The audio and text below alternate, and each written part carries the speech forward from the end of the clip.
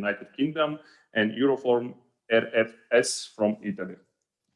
I would like to introduce to your attention our official guests today, Professor Mariana Buzhinova, Rector of DA Cenov, Professor Lupcho Varamezov, Vice Rector for Educational Activity and Accreditation,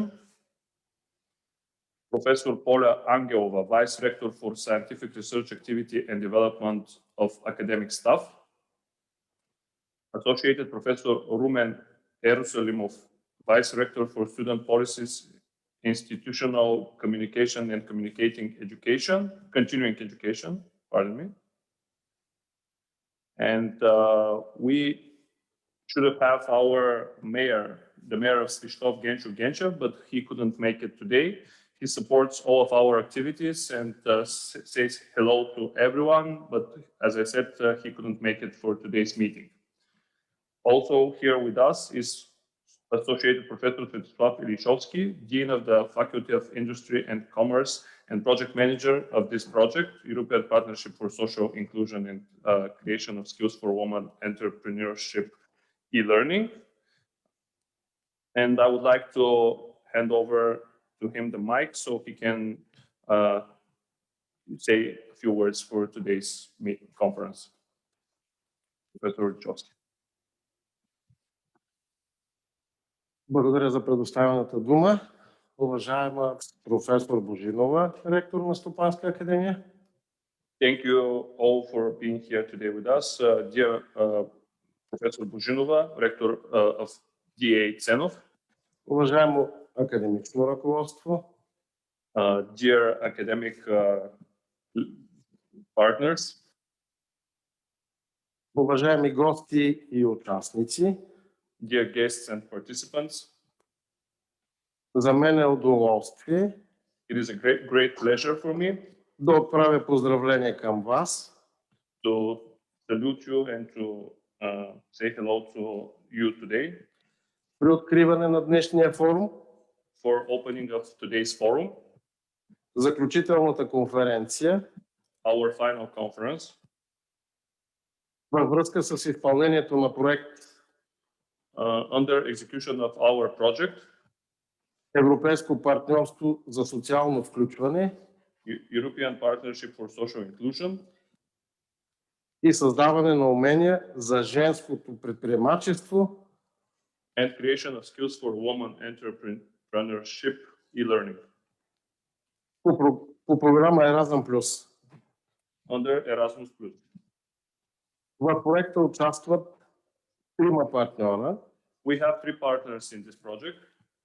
Стопанска академия Свищов. DA Cenov Academy of Economics from Svishtov. Координатор и бенефициент. Project management and beneficiary of the project. European Strategic Partnership.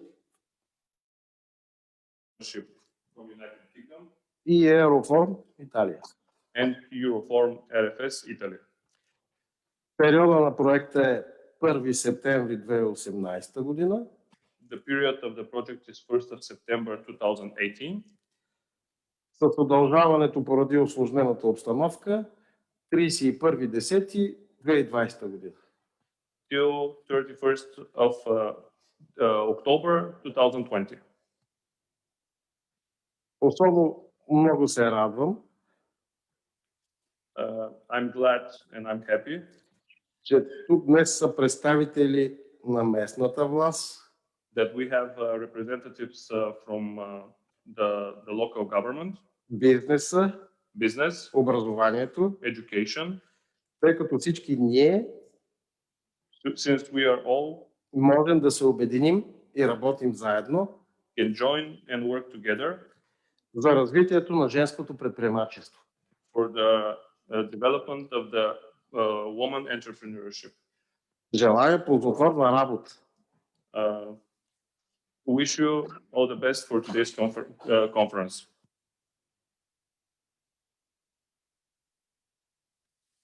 I would like to give the mic to Professor Mariana Buzhinova, Rector of DA Cenov. Благодаря за предоставената дума. Thank you all for the attention and thank you all for the attention. Уважаеми членове на академичното ръководство, заместник ректори, уважаеми господин декан на факултет Производствен и търговски бизнес, уважаеми участници и гости в днешния международен форум. Dear colleagues from DA10 of Academy of Economics, dear participant of today's conference, dear guests. Имам честа и удоволствието да ви приветствам от името на академичното ръководство на Стопанска академия Димитър Апостолов Ценов и лично от мое име. I have the honor to welcome you to today's forum under the government of DA10 of Academy of Economics and from myself. Във връзка с провеждането на заключителната международна конференция като финална част от този Еразъм проект Европейско партньорство за социално включване и създаване на умения за женско предприемачество. For the very final conference of the project, which has the name European Partnership for Social Inclusion and Creation of Skills for Women, EntrepreneurshipE-learning. Безспорно, темата на проекта е изключително актуална.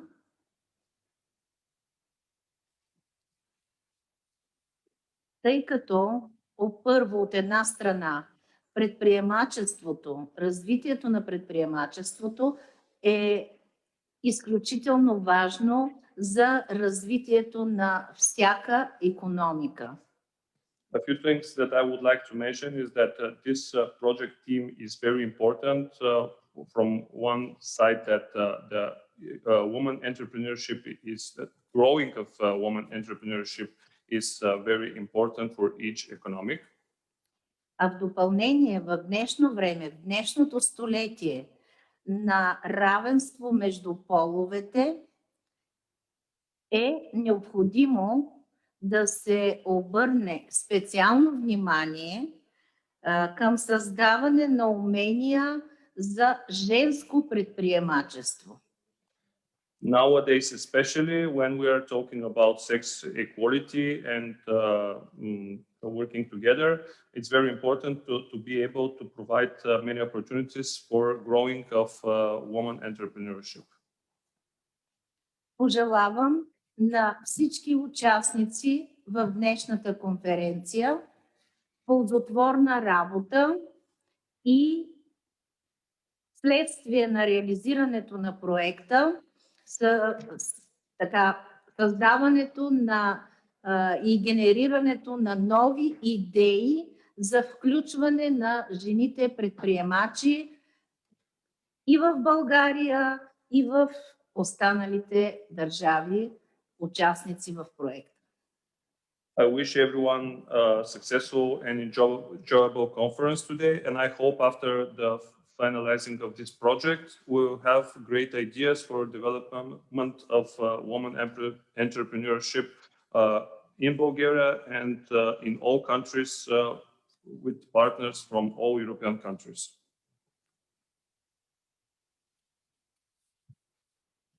Thank you. Now, according to our program, I have to show you some technical rules that we have to follow today. Just a second, I will share my screen with you.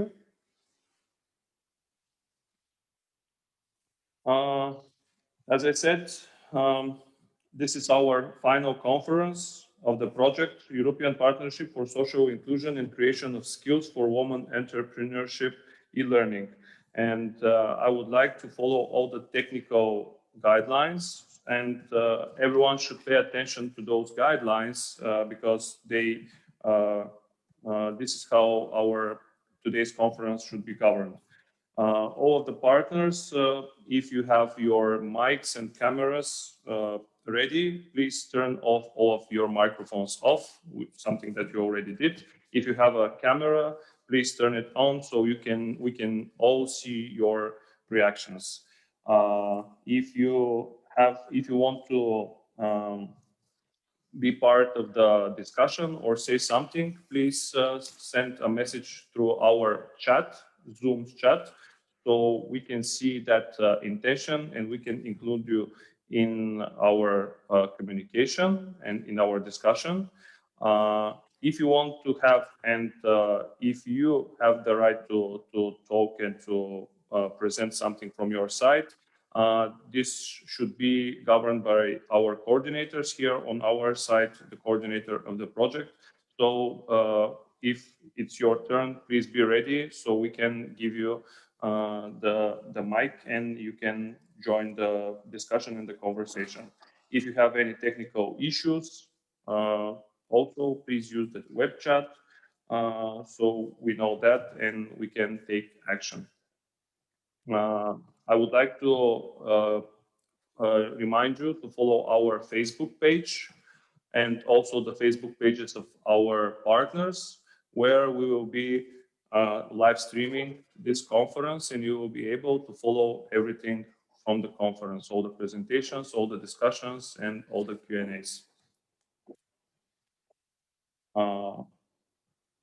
Let me tell you a few words what the project is about. The project focuses on social inclusion of women wishing to grow their business in the field of trade and logistics via integration to entrepreneurship through training, acquisition of practical skills and competence to generate financial, cultural, and social value. The project partners realized that there is a growing need for creative and innovative approaches to entrepreneurship training in order to overcome previous weaknesses.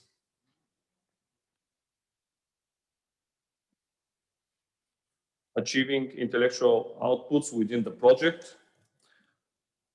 Comparative analysis between women entrepreneurship and digital skills, demand and their supply by the well-skilled workforce in trade and logistics. A1 research methodology development. Result, milestone 1, research methodology. A2, research implementation. Result, milestone 2, 3 scientific researches, reports from the 3 partners responsible for the research implementation.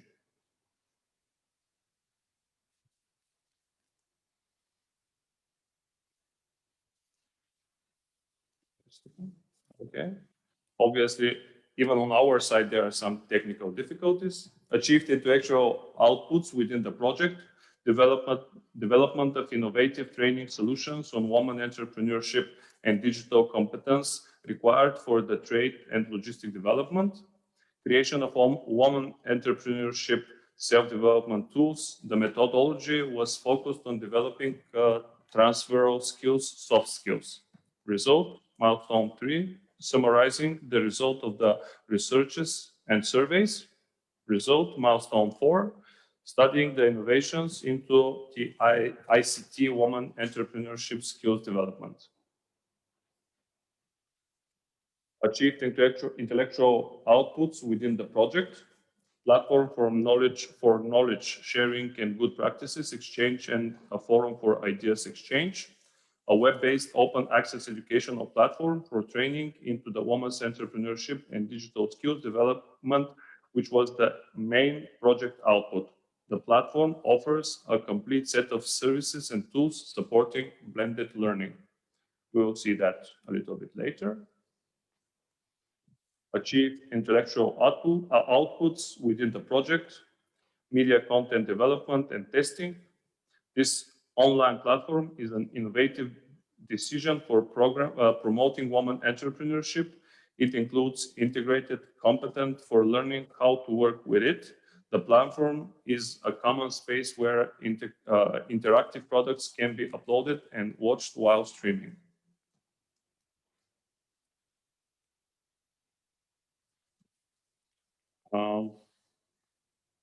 Now we will continue with a slide presentation of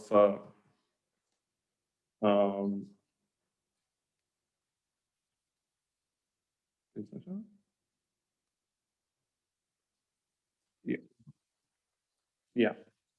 Yes. Sorry for that. Now we will transfer the stream to one of our partners. We will see a presentation of project result for intellectual output 1 and intellectual output 2, comparative analysis between 3 partners countries on women entrepreneurship needs and training methodology. I will hand over the stream to our partner from UK.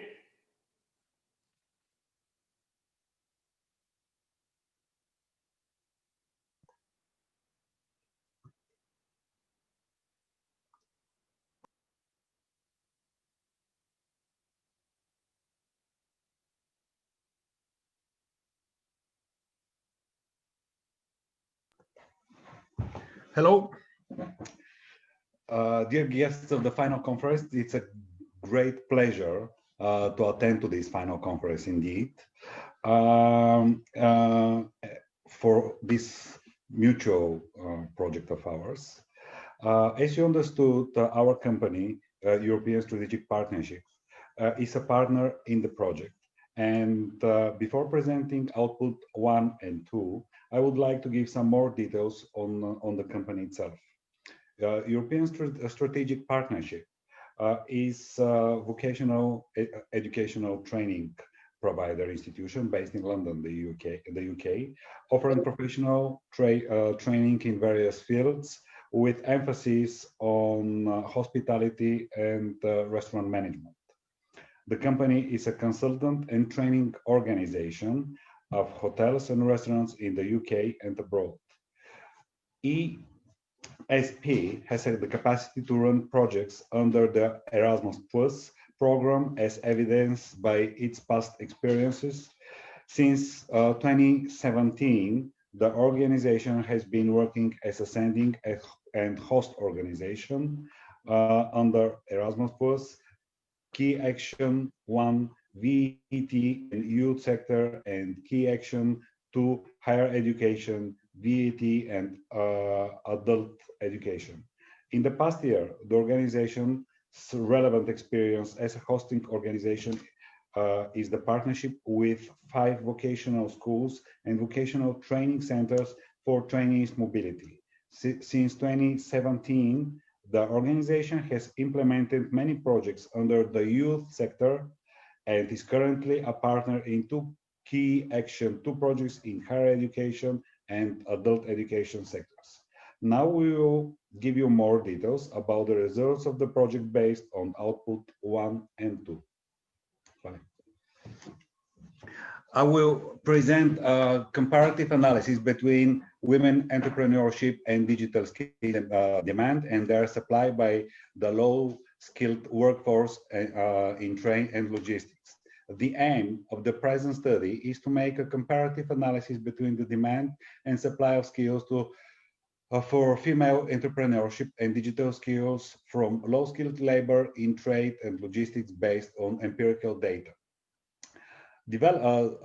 Tasks we had at hand were development of theoretical characteristics of entrepreneurship and women's entrepreneurship, definitions, competency frameworks, and profile, explaining the normative goals, strategies, and projects for stimulating women's entrepreneurship, identification of digital competencies in the development of women's entrepreneurship, establishing the trained and logistic competencies needed to start business by women entrepreneurs.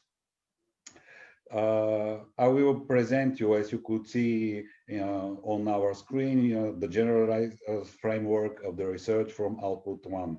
We have aim with 2 arrows. One points to methodology used, and the other one were the task at hand. I will start with the methodology.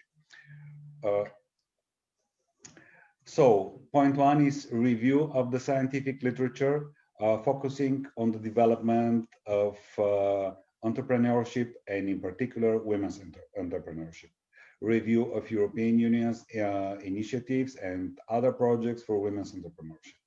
Research of the literature related to the digital competences of women's entrepreneurship, study of the literature and qualification characteristics in the field of trade and logistics. So the tasks we had were development of theoretical characteristics of entrepreneurship and women's entrepreneurship, definitions, competency frameworks, and profile, explaining the normative initiatives and projects for stimulating women's entrepreneurship, identification of competencies in the development of women's entrepreneurship, and establishing the trade and logistic competencies needed to start a business by women entrepreneurs. That led us, all these methodology and tasks led us to the development of a questionnaire, conducting a survey, and the summary of the results and comparative analysis. So, development of theoretical characteristics of entrepreneurship and women's entrepreneurship are as follows.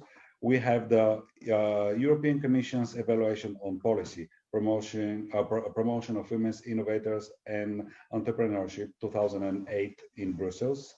Inclusive entrepreneurships in Europe is an initiative of OECD and European Commission. For more information, please see the website. As you could see, we have provided a lot of literature, so I'm not going to waste your time just reading on it, and we're going to move on to the next slide, which is basically the explanation of the normative initiatives for stimulating women's entrepreneurship. I was going to play.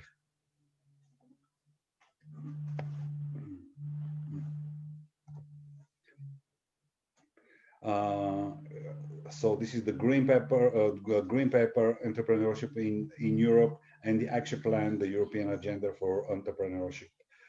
Again, everything else is listed in the slide, so I will move forward to the next one, which is summarizing the leader entrepreneurial competencies according to the different authors. Foremost and the most important is basically taking the risk. That's a bit of a innovation here. Autonomy and self-determination, search and analysis of information, quality of work, communication, self-confidence, development of social networks, generating support works, dynamics, change management, initiative, innovation, integrity, leadership, self-control, orientation to the result, social mobility, negotiation, and troubleshooting. The entrepreneurial skills are broken down into ability to be innovative and creative, ability to diversify the business sphere, opportunity to identify and use new business opportunities, project management skills for linking project objectives in the business context, ability and willingness to take risks, ability to organize the necessary resources to respond to the opportunity, ability to create and develop national and international networks. Leadership skills are listed as follows: skills related to the development of the employees' work, skills related to the development of opportunities for employees through techniques such as coaching and mentoring, skills related to motivation techniques to enhance the work of the employee, skills related to the method for improving employee satisfaction, communication skills to strengthen employee engagement, skills related to managing the expectations of employees for their development in the organization, and skills related to the control of cultural difference between employees. And the management skills are skills related to the new forms of work organization in terms of teamwork methods, the ability to adapt to changes in work processes, skills related to new knowledge about technologies, skills for more significant initiative, decision, and taking responsibility, skills related to analysis of productivity information in terms of optimizing labor costs, ability to adapt organizational change, and ability to manage strategic deals and alliances, ability to develop social organizational knowledge, which allows coordination of work teams. The identification of digital competencies in the development of women's entrepreneurship. These are the leading research in the field of digital competencies. You could see them, they will remain on the slide, so you could have a thorough look on them if somebody is interested. Summarizing the leading digital competencies according to the different authors. As you could see, the table is with two columns, area of competence and competencies. First, I will read the area of competence column, and then I will move to the competence column. So, information literacy and data handling, communication and cooperation, creating digital content, security, and problem solving. So each relevant competence as follows are browsing, searching, and filtering data, information and digital content, evaluation of data, information and digital content, data, information and digital content management. Interaction through digital technologies, digital sharing, engaging citizenship through digital technologies, cooperation through digital technologies, digital identity management.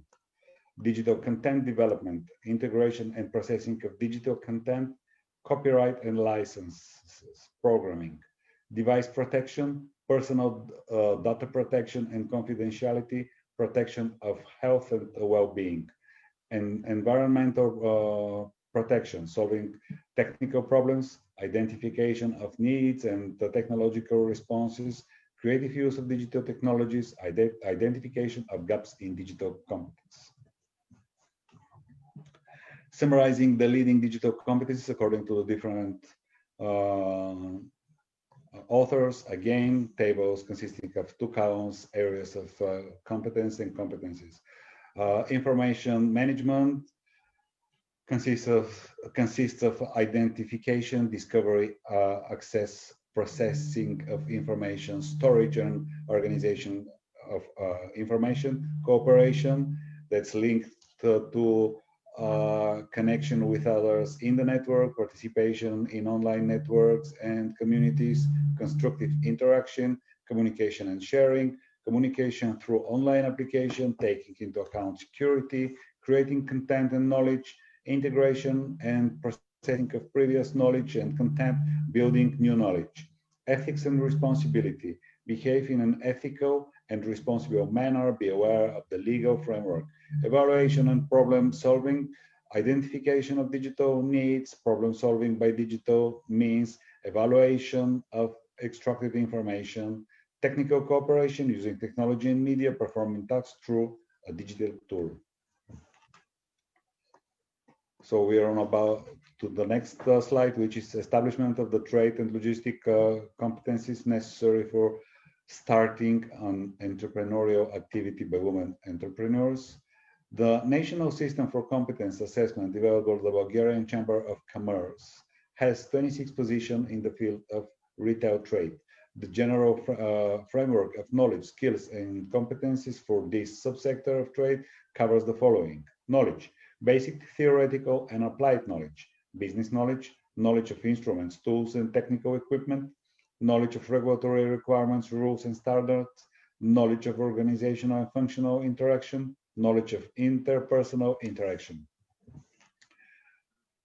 Skills, cognitive skills, technical skills, marketing and sales skills, organizational skills, soft skills.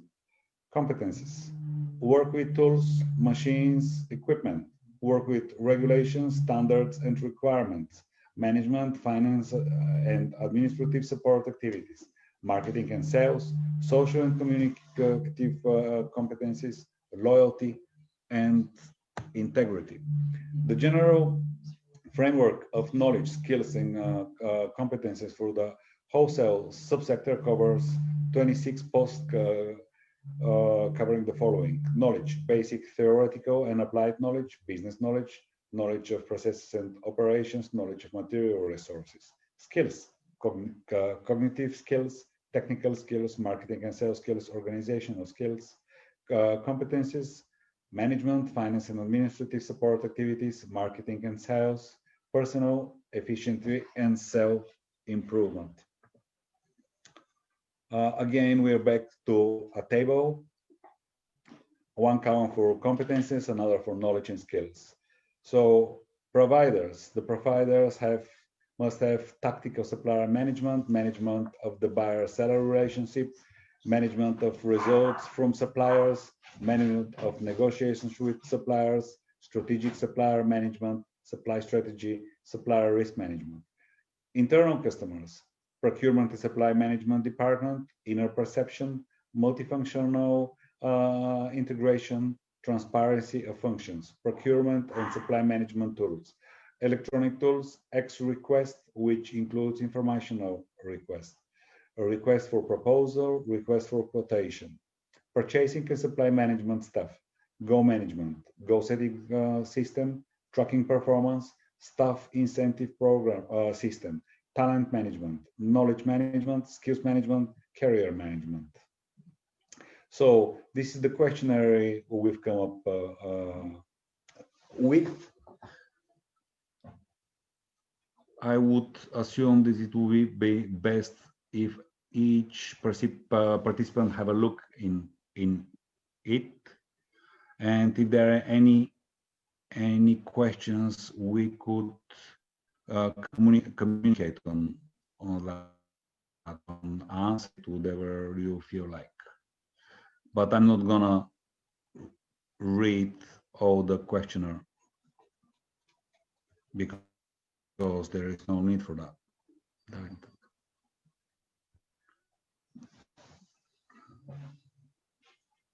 Okay, now we are back to research methodology. Just give me a second, which is to identify the competencies of female entrepreneur. We use the 5-point Likert scale of the following type: 1, completely disagree; 2, I rather disagree; 3, neither agree nor disagree; 4, I rather agree; 5, completely agree. The processing of the questionnaires was performed using the software product SPSS, where descriptive statistic frequency distributions were used, and the verification of averages was performed using the students' test. Number of respondents: DA Academy of Economics Svištov, Bulgaria 106, Euroform Italy 101, European Strategic Partnership 136, or total of 343 respondents. So the empirical analysis regarding ideas and possibilities are as follows: by industry and by country. We have 18, let's say for UK, from 18 answers, we have a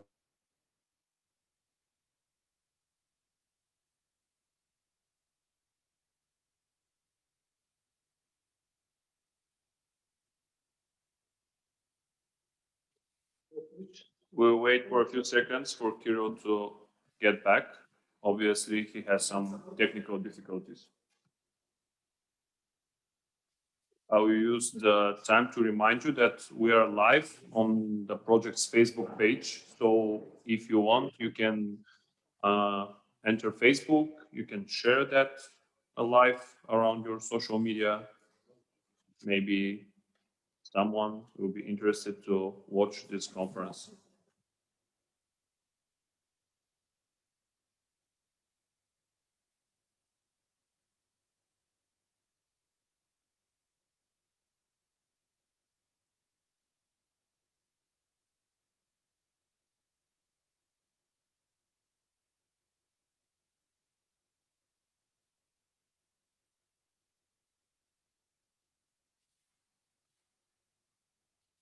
Everybody else is hearing as well, right? Just checking if the problem is in, all right, we have. Sorry for this situation, but my colleague who is the speaker right now has no connection. So I hope that we will fix the problem as soon as possible. These are the risks of the live streaming and this big conference. So if can give me a sign that you can hear me.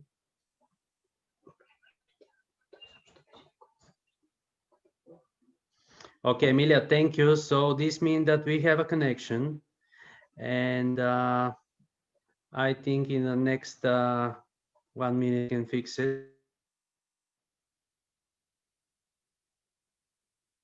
From Bulgaria can hear me as well, just to make a final test. Yeah, we can hear you very well.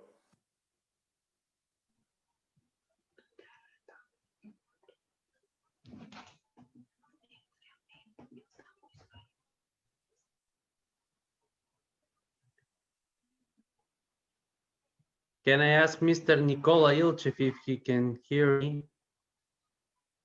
You have perfect sound. We hear you very well.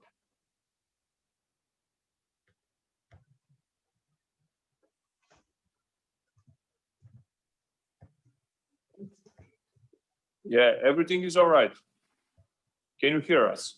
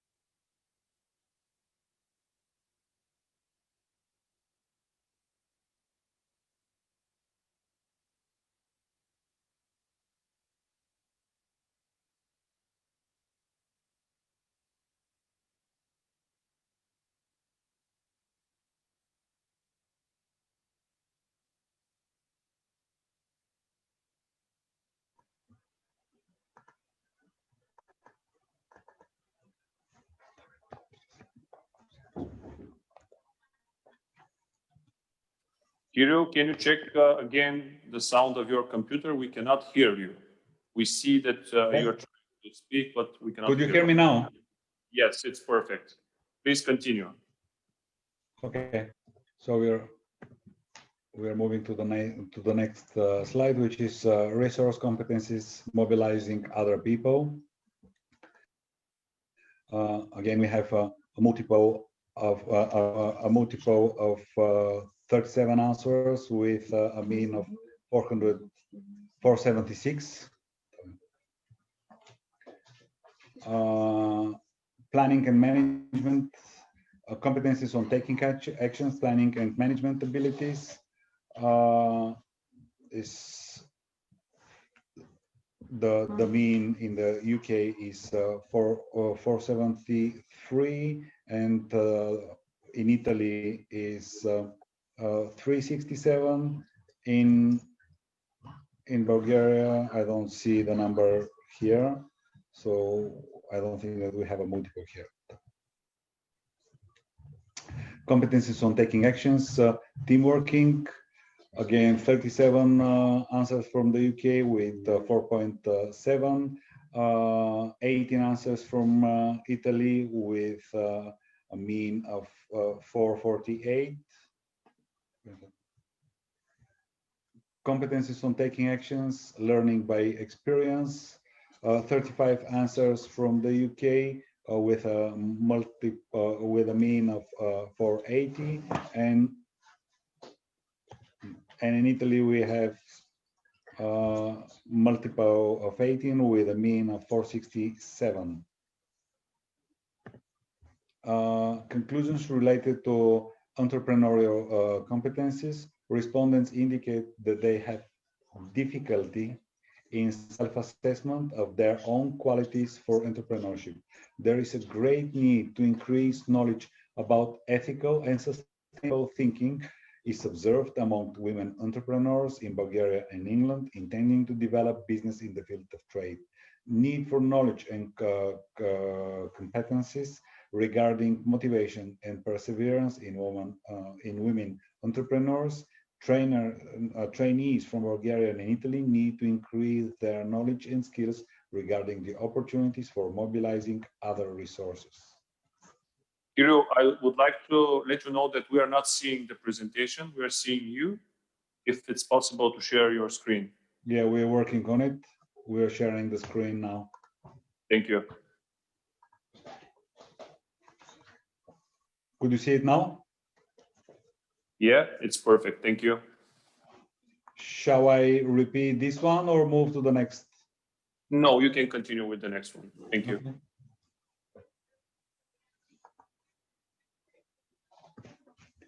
Conclusions related to entrepreneurial competencies.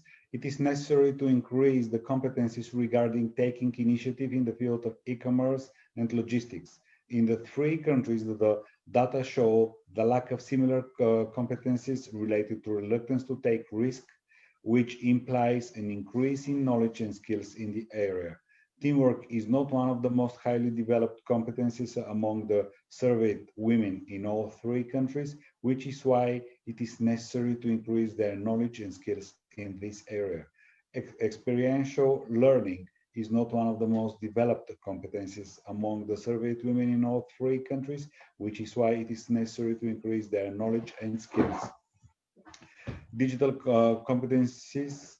I can use different search engines to find information using some search filters, effective searching. So again, we have 37 answers from the UK with a mean of 484. And obviously the least confident they feel in trade, the way they have a mean of 422 out of 18 answers. In Bulgaria, in logistics, we have a mean of 3.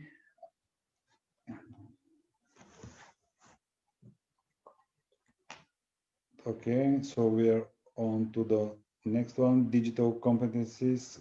I can create complex digital content in different formats, such as text, tables, images, audio files, digital content creation. The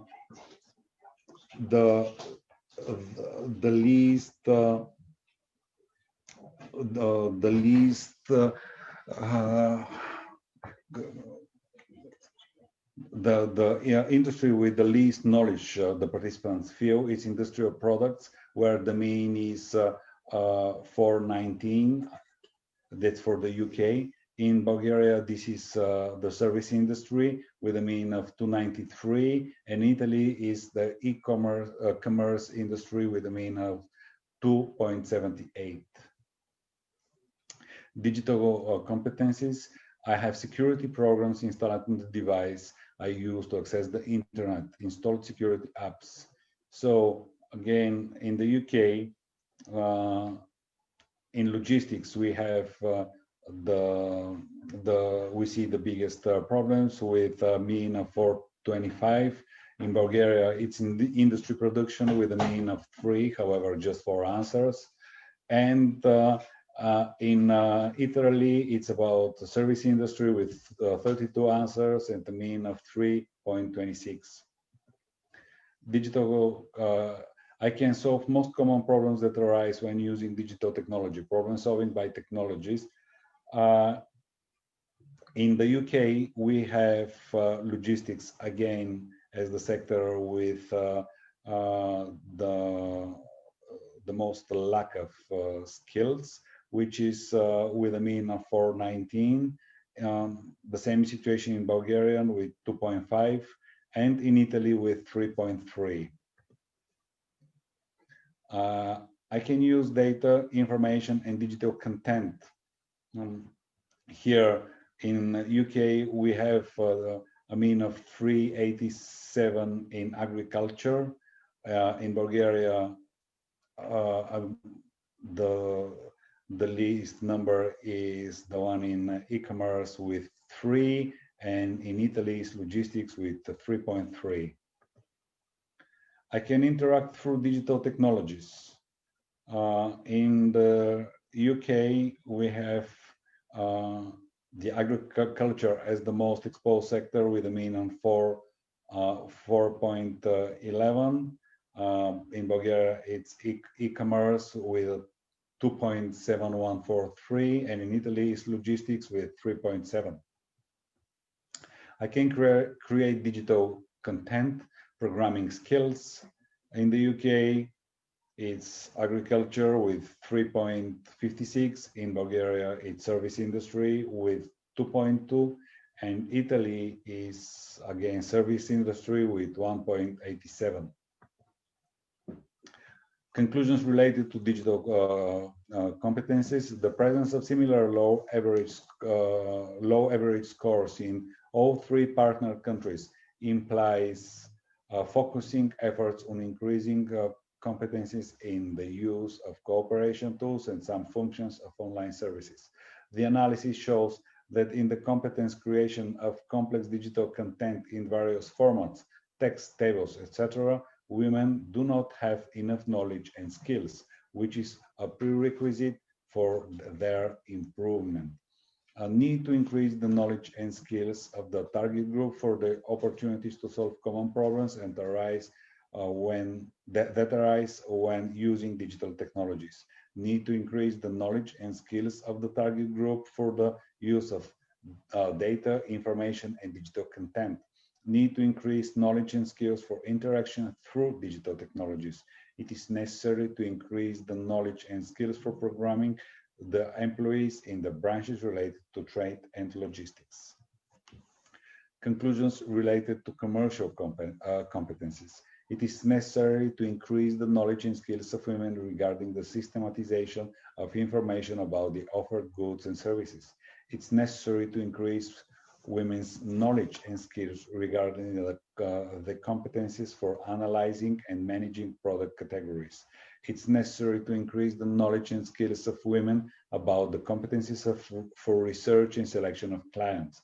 It's necessary to increase the knowledge and skills of women participating in the target group on the knowledge of methods of customer retention. It's necessary to increase the knowledge and skills of women participating in the target group for knowledge of the rules and contracts for commercial intermediation due to the very low highest rates in Bulgaria and Italy.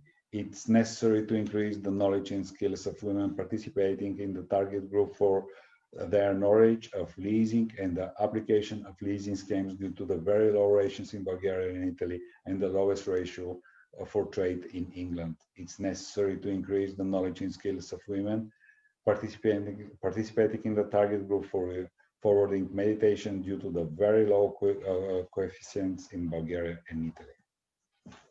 Conclusions related to logistics competencies. It's necessary to increase the knowledge and competencies regarding research and selection of suppliers.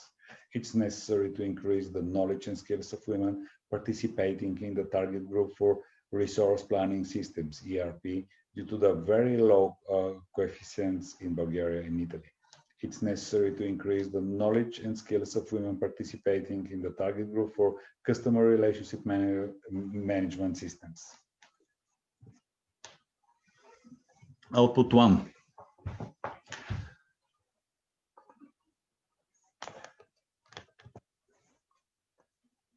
More detailed information about the study is contained in the handbook.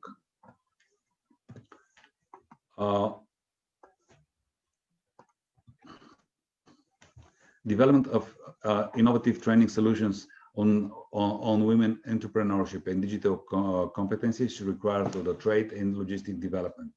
Aim of the training manual: to assist in the development of the study programs and the content of the modules, to help build an innovative training framework that is validated in the implementation of non-formal joint learning, create prerequisites for better absorption of educational content by women entrepreneurs through innovative e-learning, outline the set of tools needed to report the results, tasks of the training manual, developing a theoretical framework to help shape the learning objectives for each module, clarifying training methods and their application in non-formal training and their use in developing innovative e-learning solutions, clarifying teaching methods in order to better present the content of the course and improve the level of knowledge acquired,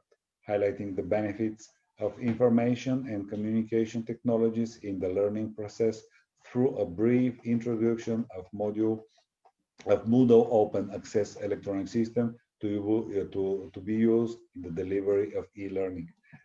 Preparation of a study program layout for each module, clarifying the goals, methods, knowledge of skills and competencies that are acquired for the curriculum content in the modules. This is the literature review. I'll leave it, have a look at it. I'm not going to read it. How to become entrepreneurs through education. Table 1 shows the hierarchical level of training. Obviously, this is a table with 3 columns: levels, Bloom's taxonomy, and Anderson and Krautwurst's classification. Everybody could get acquainted with the table whenever they wish. This is an explanation of clarifying training methods and their application in non-formal training and their use in developing innovative e-learning solutions. Again, we have a table. Didactic teaching methods: independent training by the teacher, passive role as a listener, learning from written text, learning from the expert framework of the teacher, learning from feedback from one key person, training in a well-organized environment and a certain duration, learning without pressure to achieve goals. Copying from other people is not recommended. Fear of making mistakes, notes learning. Entrepreneurial training methods: learning from each other, learning by doing, learning from personal exchange and debate, learning by discovery, learning from the reactions of many people, training in a flexible, informal environment, pressure learning to achieve goals, learning by borrowing from other people, learning from mistakes, problem solving learning. Clarifying training methods and their application in non-formal training and their use in developing innovative e-learning solutions. Summary of training methods used. We present these tables. It will be here, so whoever needs to have a look, please have a look at your own leisure. Clarifying teaching methods in order to better present the content of the course and improve the level of knowledge acquired. That could be lectures, practical tasks, discussions, role play, discourse, SWOT analysis, observation, brainstorming, project methods, programmed instructions, team teaching. Highlighting the benefit of information and communication technologies in the learning process through a brief introduction of the Moodle open access electronic system to be used in the delivery of e-learning. The didactic principles of using ICT in the training of women entrepreneurs include facilitating the learning process, awareness, integration, reliability, visualization, virtuality, instrumentality, interactivity, independence.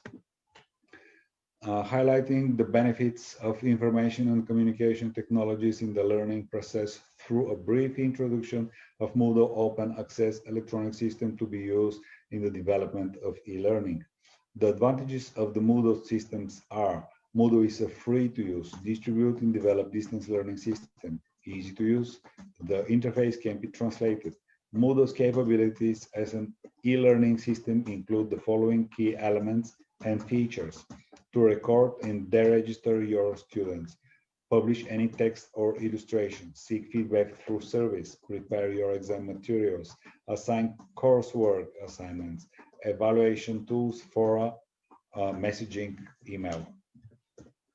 Modules: introduction to the world of entrepreneurship, little focus on women entrepreneurship, idea generation overview, ideas evaluation, business plan for the entrepreneur, finances of entrepreneurial activity, entrepreneurial management, online service design and analysis, entrepreneurial activities in intermediary operations, entrepreneurial strategy in supply chain and logistics. More detailed information about the methodology is available in the handbook. Okay, to summarize all the ideas we've talked about, we created a joint training seminar in London, the UK. There were 30 Bulgarian participants and 30 talents. The venue was the Holiday Inn Express Hotel, Newbury Park, London. The period was between the 1st of July till 12th of July 2019. So this is the video of the project. I'm at a party I don't want to be at, and I don't ever wear a suit and tie. Wondering if I can sneak out the back. Nobody's even looking me in my eyes. Can you take my hand, finish my drink, say, shall we dance? Hell yeah. You know I love you, did I ever tell you? You make it better like that. Don't think I fit in at this party. Everyone's got so much to say. Yeah. I always feel like I'm nobody. Who wants to fit in anyway? 'Cause I don't care when I'm with my baby, yeah. All the bad things disappear. You're making me feel like maybe I am somebody. I can deal with the bad nights when I'm with my baby, yeah. 'Cause I don't care as long as you just hold me near. You can take me anywhere. You're making me feel like I'm loved by somebody. I can deal with the bad nights when I'm with my baby, yeah.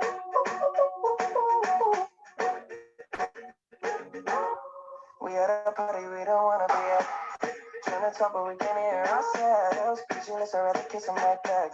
But all these people all around are crippled with anxiety. But I'm told it's where we're supposed to be. You know what? It's kinda crazy cause I really don't mind. Can you make it better like that? Don't think we fit in at this party. Everyone's got so much to say. Oh yeah, yeah. When we walked in I said I'm sorry. But now I think that we should stay. 'Cause I don't care when I'm with my baby, yeah. All the bad things disappear. You're making me feel like maybe I am somebody. I can deal with the bad nights when I'm with my baby, yeah. Oh yeah, yeah, yeah. 'Cause I don't care as long as you just hold me near. You can take me anywhere. You're making me feel like I'm loved by somebody. I can deal with the bad nights when I'm with my baby, yeah. Oh, I don't like nobody but you. It's like you're the only one here. I don't like nobody but you, baby. I don't care. I don't like nobody but you. I hate everyone but you. I don't like nobody but you, baby. Yeah. 'Cause I don't care when I'm with my baby. Yeah. Oh yeah. All the bad things disappear. You're making me feel like maybe I am somebody. I can deal with the bad nights when I'm with my baby. Yeah. Oh yeah. 'Cause I don't care as long as you just hold me near. You can take me anywhere. You're making me feel like I'm loved by somebody. I can deal with the bad nights when I'm with my baby.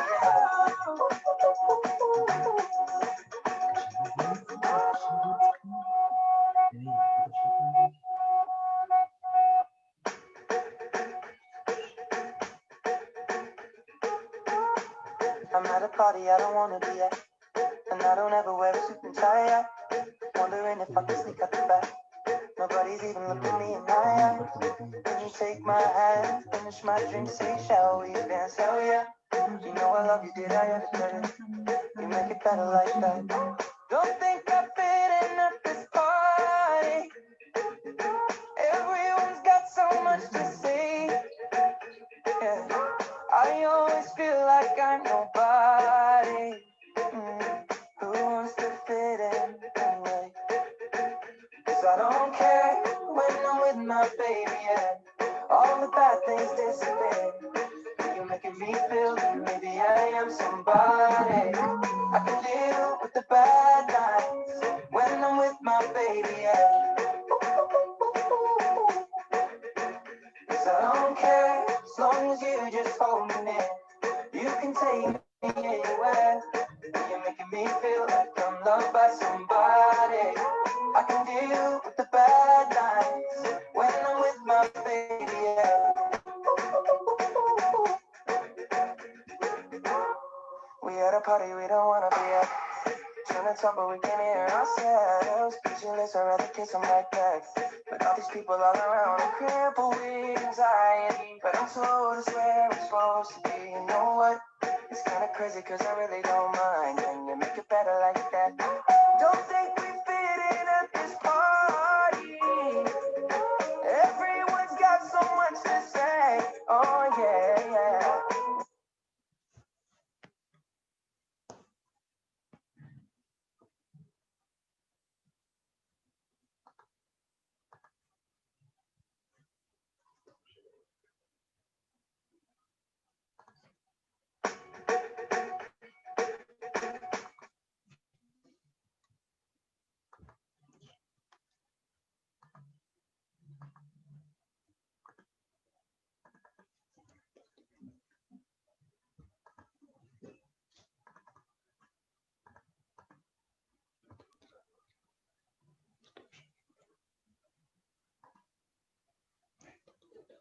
Yeah. All right. Thank you, Kirill. I saw some people dancing during the video, so I hope you're enjoying the conference. So Yeah, far. very special. There's always someone in the background. I hear some more voices. So No, it's just me.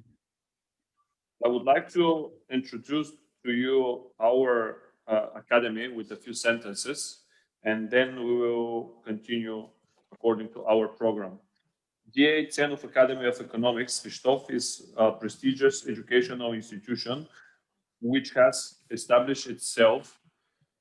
Yeah, I need a little assistance here from our side. So you will see, and now you will see, not this one, just a second.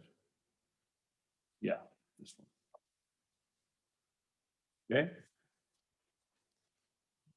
So our Academy of Economics, as I said, has established itself over the time as one of the best universities in Bulgaria. The academy was the successor of the Higher School of Commerce, opened on November 8, 1936. Today, the Academy of Economics is among the main higher school economic education and science in Bulgaria. The teaching process is provided in 17 specialties in the bachelor's degree and in 40 master's degree programs.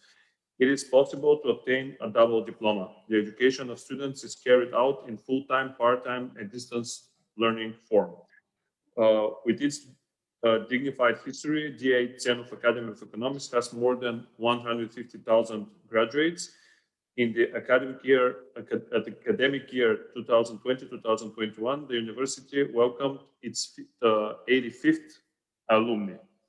Now I would like to give the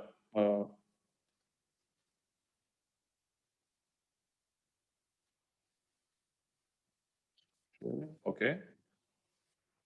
I would like to address the streaming to our partner from Italy, Euroform RFS, for presentation of their organization and the following theme: presentation of project results of the intellectual output 3, creation of e-learning platform. for sharing knowledge and good practices exchange. Thank you. Thank you for the word. So good morning, everyone. Just give me a few seconds. We're going to share the screen. There we go.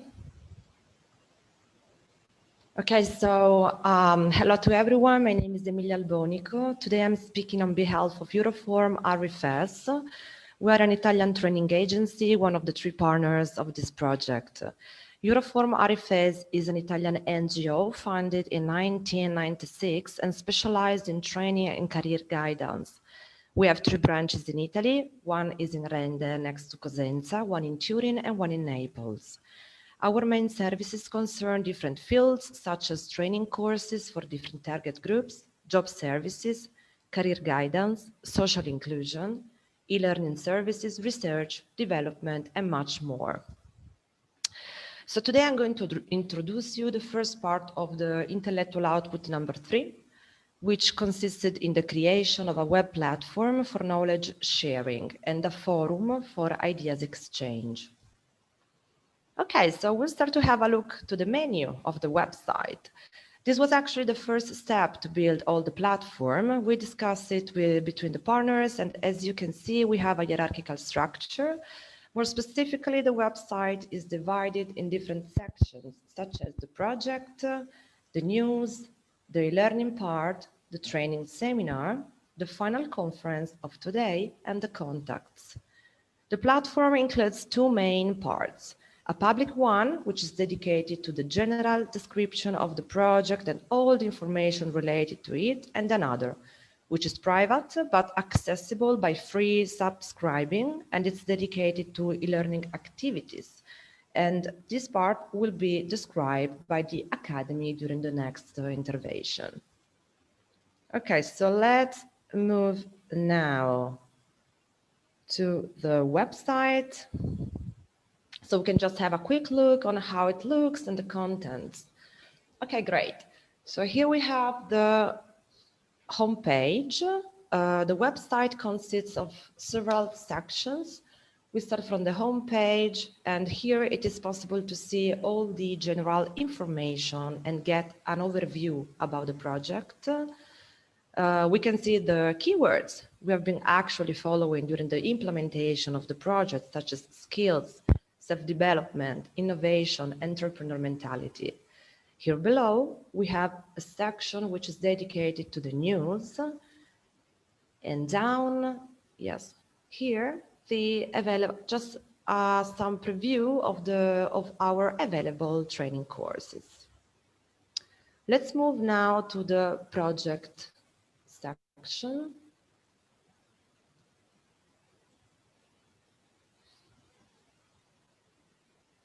Okay, so here we have this, the section dedicated to the project, and we can see the idea, the objectives that move the entire project. So as we know, as we just see, the project proposal is developed by 3 European partner organizations, Cenov Academy of Economics, European Strategic Partnership, and Euroform RFS.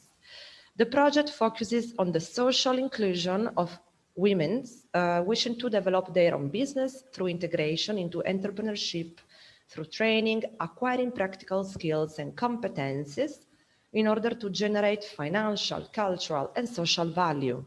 The main objectives of the project are described in this section below. So as we can see, we have a comparative analysis on demand and supply of skills for women entrepreneurship in the labor market in the 3 partner countries. Then we have the identifying key areas and futures for developing women's entrepreneurship skills, expanding the knowledge, skills, the competencies in the field, creating a tool for self-development of the skills, implementing a pilot training, creating an innovative platform for exchange, and the dissemination of the results. So it's just a summary of what we have been seeing till now. We go now to the activity and results. This section of the website analyzes the objectives that led to the conception of the project itself, such as the promotion of social inclusion, the creation and development of teaching materials and tools, the support for learning opportunities and employment, and the improvement of the training offer in the field of self-employment. We then have a section which is dedicated to the 3 partners. If you scroll like this, you will just see all the description about the 3 partners who promoted this project. So let's go now to the news section. The first one is about transnational meeting. So this is the section dedicated to the news, and you can find the description of our transnational meetings. So they have been held during the implementation of all the project. We have the management project meetings, the one we could held in Sofia and in the United Kingdom. So here you can see some pictures, some referral to the agenda. And unfortunately, the third one, who was supposed to be in Italy, has been made online due to the COVID pandemic. So let's move now to the news and events. In this part, it is possible to see all the steps has been carried out during the implementation phases of the projects. Okay, so we can go now to the newsletter. As a part, yeah, we can open the second one maybe. Yeah. So as you can see, as a part of the dissemination phase of the project, we are publishing periodically some newsletters about all the steps carried out during the project. So we will upload the one about the results and the one about today event soon. So you will find it in the next few weeks. Okay, so let's move fastly to the e-learning side. Actually, I will just make a very, very fast. Yes, so this is the access to the private part of the platform. The private part of the platform is free and accessible by subscribing. This is the section dedicated to the 9 e-learning courses, but it's something that I will not go into deep for now, because this part will be analyzed in the next intervention. So I will just tell you a couple of words about the general discussion forum. So this space has been intended to discuss, to share opinion, sharing ideas by posting comments. It is open to everyone. It can be used. It's very easy to use. And for example, till now, the topics are related to the teamwork, to founding, business activities abroad, the role of the family, digital skills, etc. So it is just a tool to share ideas, to share opinions, and yeah, it's very easy and useful to use. Okay, we move now to the training seminar. We can see the program of the training seminar, the one we just saw a very, very nice video about, so such a great memories. And this section contains all the information relating to the training seminar that was held in London in summer 2019. So we can see the program. Then we can move to a preview of the manual. The manual which has been implemented in the first part of the project and which has been used during the seminar as well. So this is the preview with all the chapters and and some information about all the sessions, the chapters. Okay, and then we can move now to the activities, so the implemented activities. So all the 60 participants in the training seminar were selected through an accurate selection procedure and criteria approved by the 3 partner organization. The working language of the training was English, of course.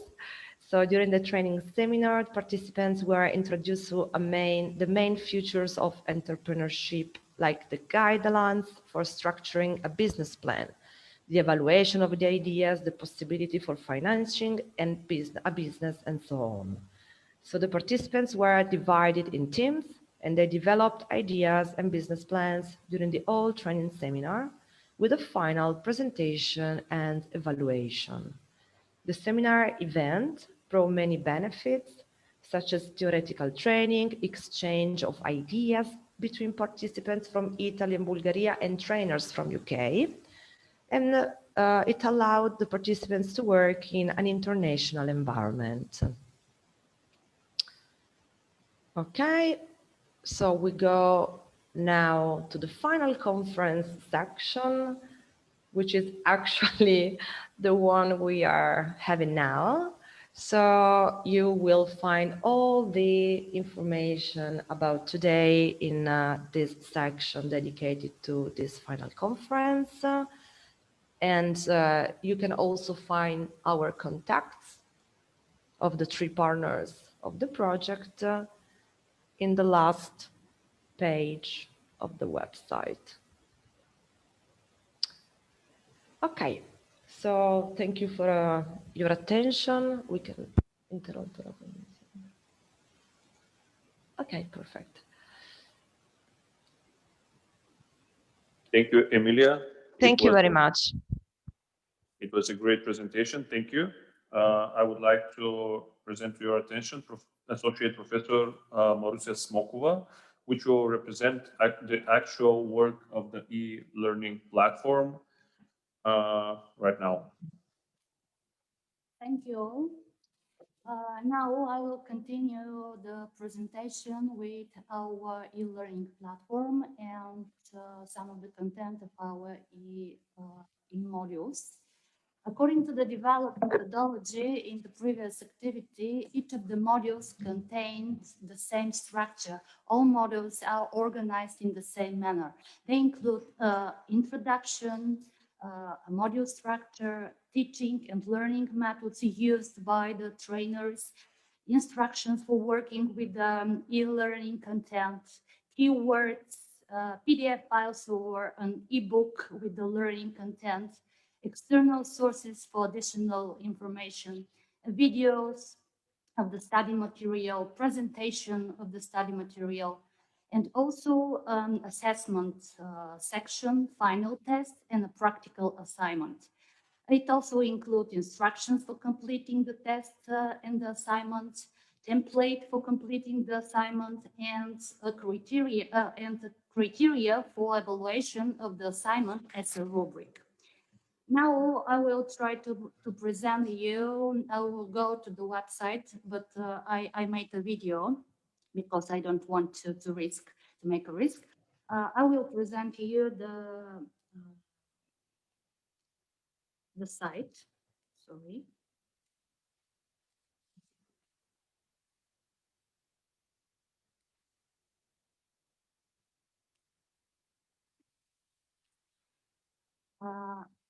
We should go to the courses.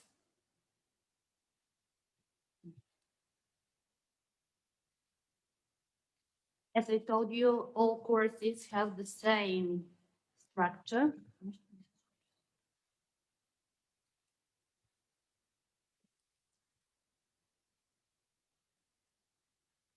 I need more time, please.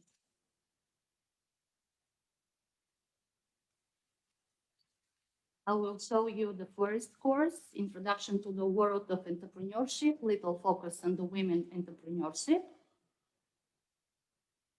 and how the course is organized.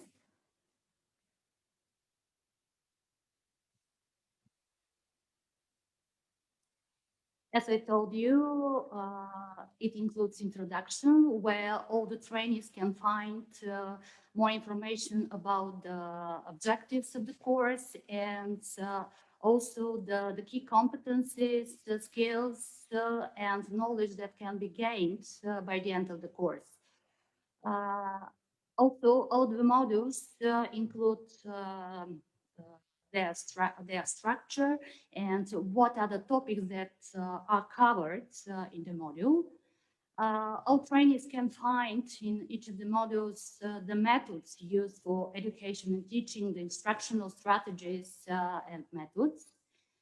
There is an announcement forum for general news and any kind of messages and posts by the trainees and by the trainers. There is also an instruction section, and all trainees can find there more information how to go through the course, how to monitor their progress, how to use different sections of the modules, what to do during the course in order to pass successfully the course. Also, they can find there the activities that can be achieved in order to pass successfully the course, and all the icons used in the Moodle courses for different type of activities.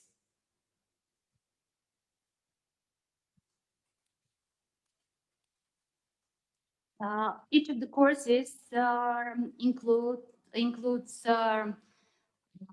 a keyword section where we publish the main keywords used in the module and also their brief description.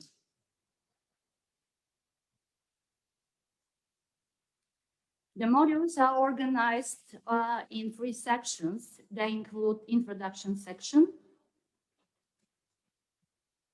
with a brief introduction to the e-content of the module, a PDF file, which is a part of the tutorial, or an ebook. Some of the courses are organized in an ebook format. And all trainees can read this text in order to be more prepared for the final test and the exam and the assignment.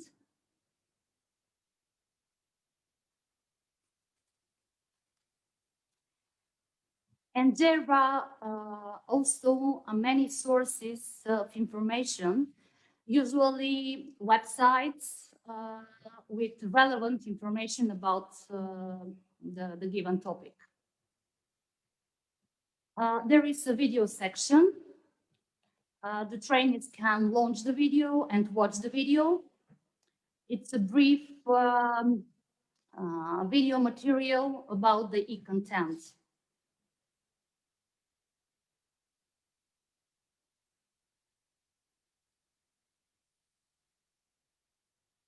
Sorry, the Wi-Fi connection is not very.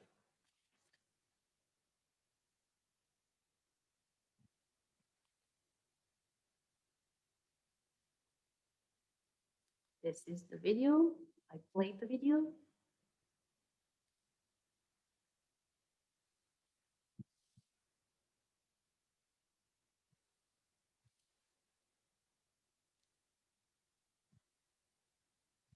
And also there is a PowerPoint presentation. We organized all PowerPoint presentation in SCORM format.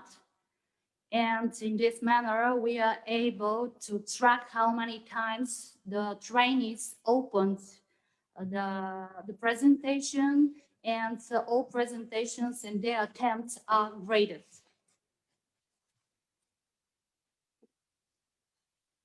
All courses are equipped with such PowerPoint presentations in SCORM format.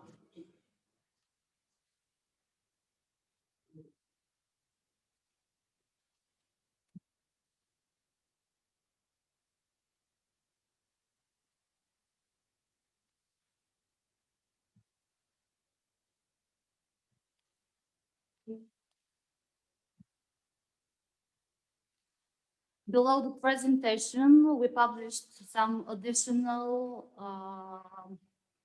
external sources of information that can support the trainees in their preparation for the final test and assignment and for successful pass of the course.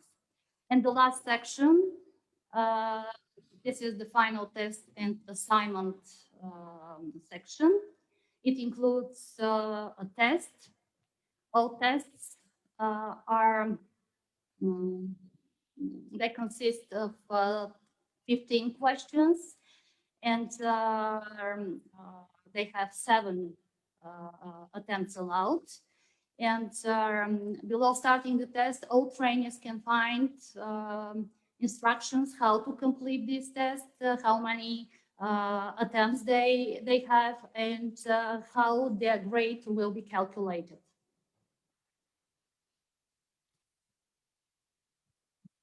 We have 183 attempts on the final test in the first module. These are the results of our tests. And there is a good section with statistics where we, the trainers, can see the results. We are able also to analyze the test results and to identify problems, errors, or mistakes by our sites with given questions in our tests. For example, look at this red-colored questions. These are problematic questions. This means that they are not able to differentiate our students, our trainees.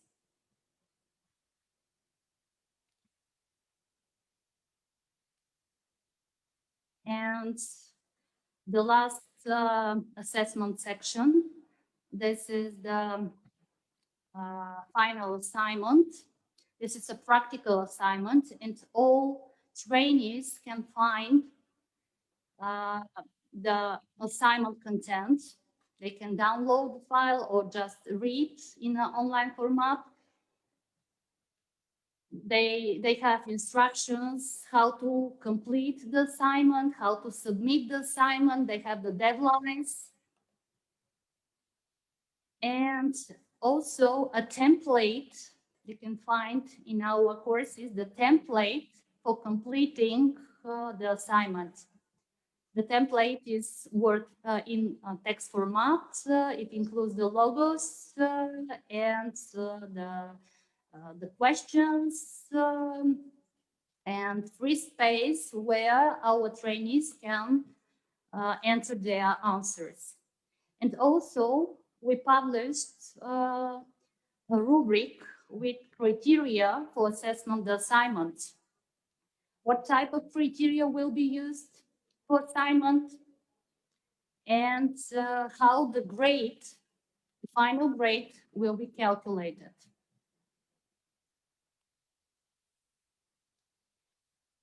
Each of the models includes in the upper right corner includes information about its length, its level, language, and how to get a certificate. All trainees which successfully passed the module will receive a certificate. Look at my screen. You can see an example of such certificate.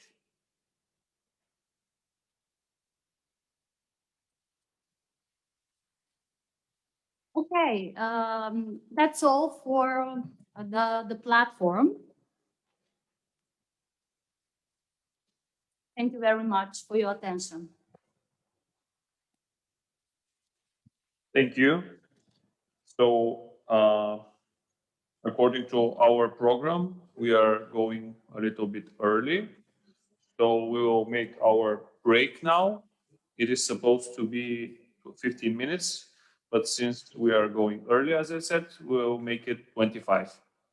So we will back online in 25 minutes. Thank you all.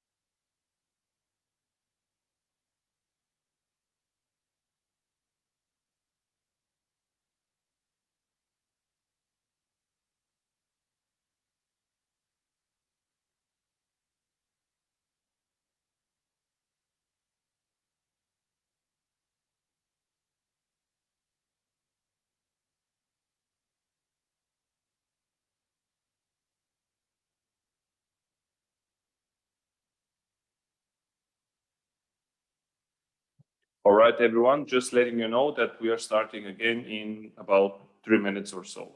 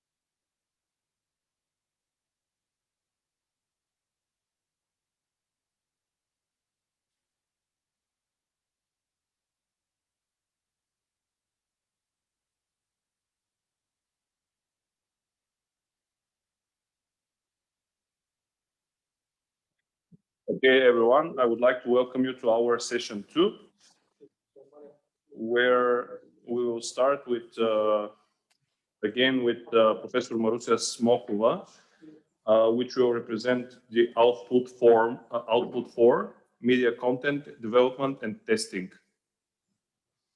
Thank you. Thank you for giving me the floor. I will share my screen and continue with the output for media content development and testing. The objective of this activity, content development and testing, is to pre-test the operation of the system, to identify errors and problems, and to assess the satisfaction of the participants with the e-modules. Our target number of tested participants was 150, but we achieved more. The actual number of participants who tested was from 159 to 186 for different modules.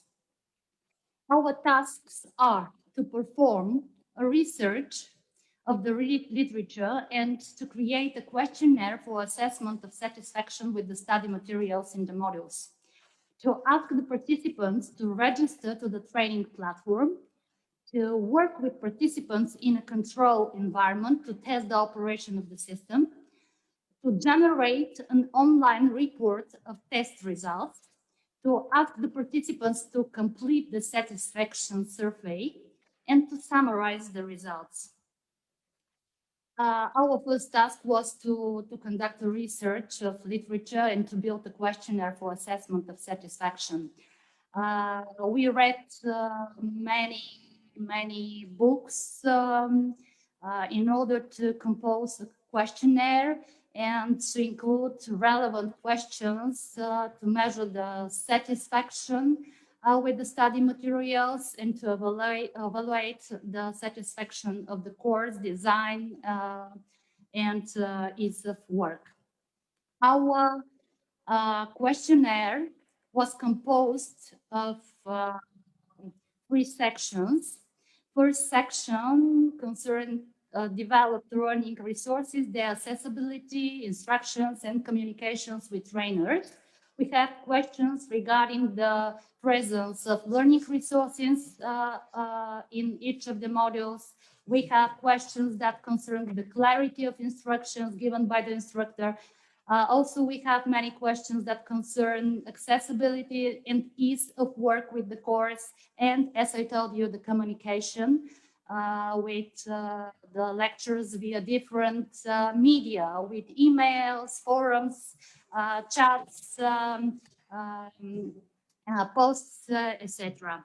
The second section concerned the course content and language. First block of questions was the learning content included in the courses and how clear and understandable is this learning content according to the respondents.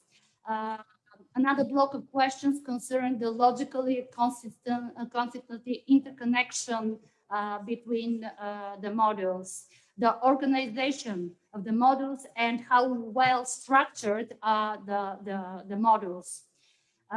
We had a question that concerned the languages, as we told you earlier. We on our website and our e-platform is translated in 3 languages, in Bulgarian, in Italian, and in English. And also we have a block of questions that concern satisfaction. The satisfaction with each of the modules and the satisfaction as a whole, the overall satisfaction. We used ratio scales to define our questions and to measure the satisfaction, and usually we use Likert scales in order to precisely measure the agreement of our respondents with different statements. And finally, at the end of our questionnaire, we have included 2 statements. First statement concerned the readiness of the respondents to enroll in another similar course developed in the Moodle environment, and also a question that concerned their readiness to recommend to relatives, to friends, to enroll in similar courses as the courses they attend. One of our tasks was to register, to ask the testies to register to the platform, and the registration can be done via our website. Go to the website, new accounts, and click on the button create new account in the right side of the screen. There is a section with personal details and GDPR principles. There is also a section with cookies policy. And in order to register to the site, all enrolls should go through these sections, and they should complete the consent form to agree to the personal data and agree to the cookies policy. And finally, they should complete their username and the password following the requirements for giving a password, for choosing a password, and to enter their email address, first name, surname, the city, and the country of origin.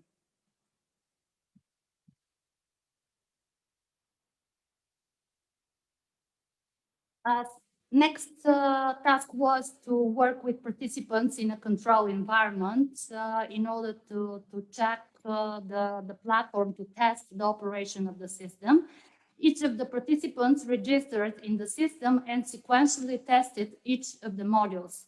A questionnaire is provided to assess satisfaction with the learning content located in the platform. This is a picture of our controlled environment. Another task was to generate an online report of the results from testing. In order to generate a report for each of the modules, we use a report section, activity completion section, and we generated reports for each of the modules.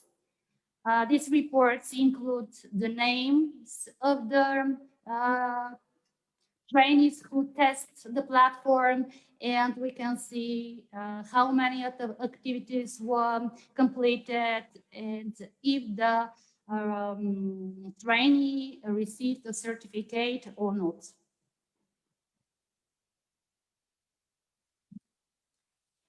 Let's look at the results, because last task of our activity was to ask the respondents to complete our survey, which was distributed as a paper and pencil survey. And to summarize the results, on the first slide, you can see the satisfaction with the module 1, Introduction to the Entrepreneurship, little focus on the women entrepreneurship. You can see the distribution of the answers of the respondents from UK, Bulgaria, and Italy. They have similar structure, and as you can recognize, most of the answers are located on the highest grade, 4 and 5. The mean scores varied from 4.9 to 4.64. Most of the participants are very satisfied with the module. Second module and the satisfaction with the second module. Again, we can compare the satisfaction between the 3 countries, and they have similar structure. We have left side distribution. All distributions are skewed, and most of the respondents' answers are located on the highest scores, 4 and 5. This means a very high satisfaction with this module. The same results. We have the same results for module 3, ideas evaluation. And again, we have a very high scores, which varies from 4.64 to 4.87, with a very small standard deviation. Regarding module 4, business plan for entrepreneurs, we have the similar structure. Only in Italy there is a small difference, and the distribution is more normally distributed. In Bulgaria and UK, we have again a left side distribution, and most of the scores are located on the 4 and 5 position, and we have a very high satisfaction with this module. Regarding module 5, financing of entrepreneurial activity, UK and Bulgaria, they have similar structure. Again, most of the respondents are satisfied or completely satisfied with the modules. The grades are above 4. The standard deviation is very, very small. In Italy, there is a difference, and the distribution is more uniformed. And module 6, the overall conclusion is the same. Most of the participants who take part in our pre-tests are very satisfied with the module content and module organization.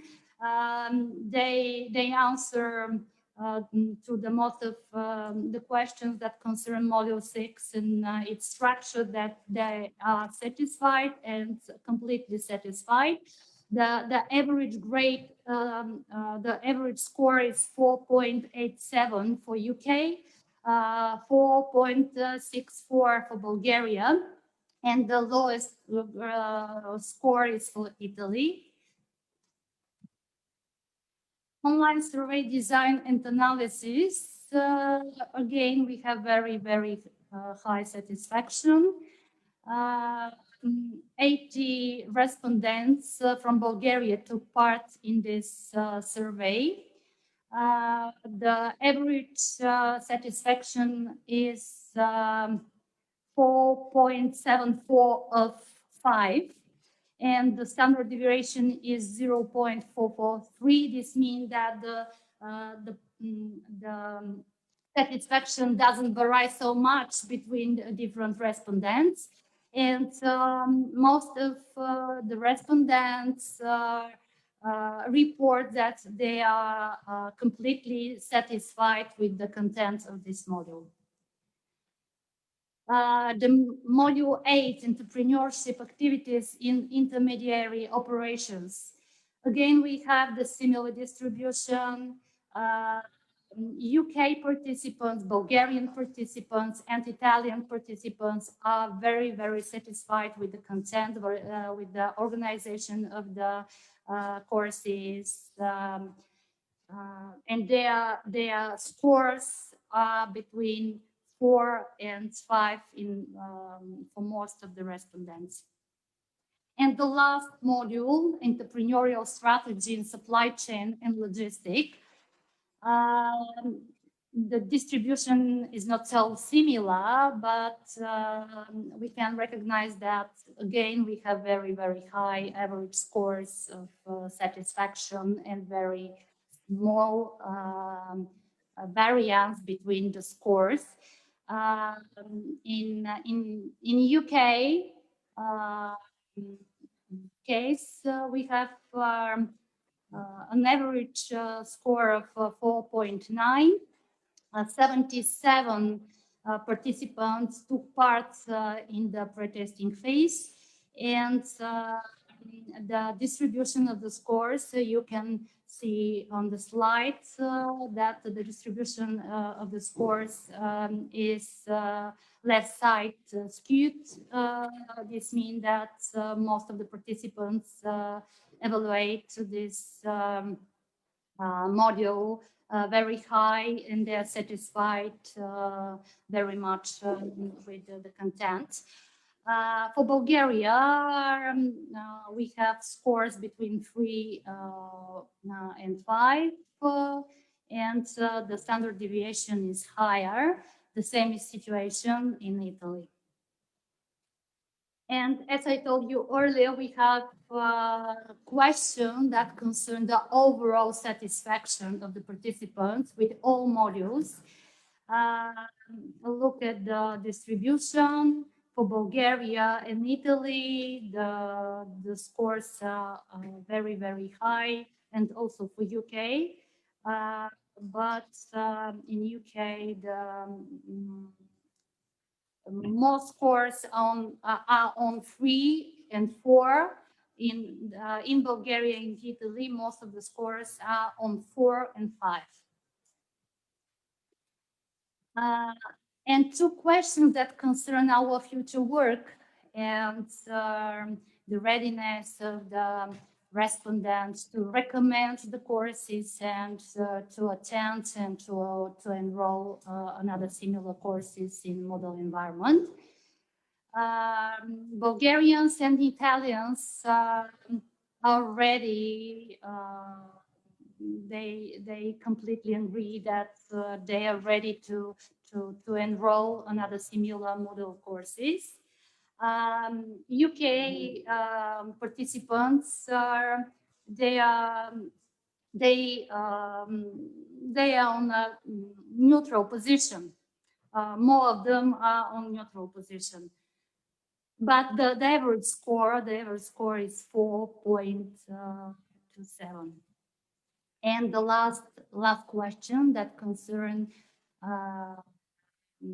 the readiness of the participants to enroll another course, a similar Moodle course. You can see that most of the Bulgarians and Italians, they agree this statement and they're ready or completely agree to attend such courses. And the final question concerns the recommendation and the readiness to recommend these courses. Most of our participants are ready to recommend this course. This is a good attestation for us and for our work because the average scores are very, very high. They are above 4 of maximum 5, and this means that we expect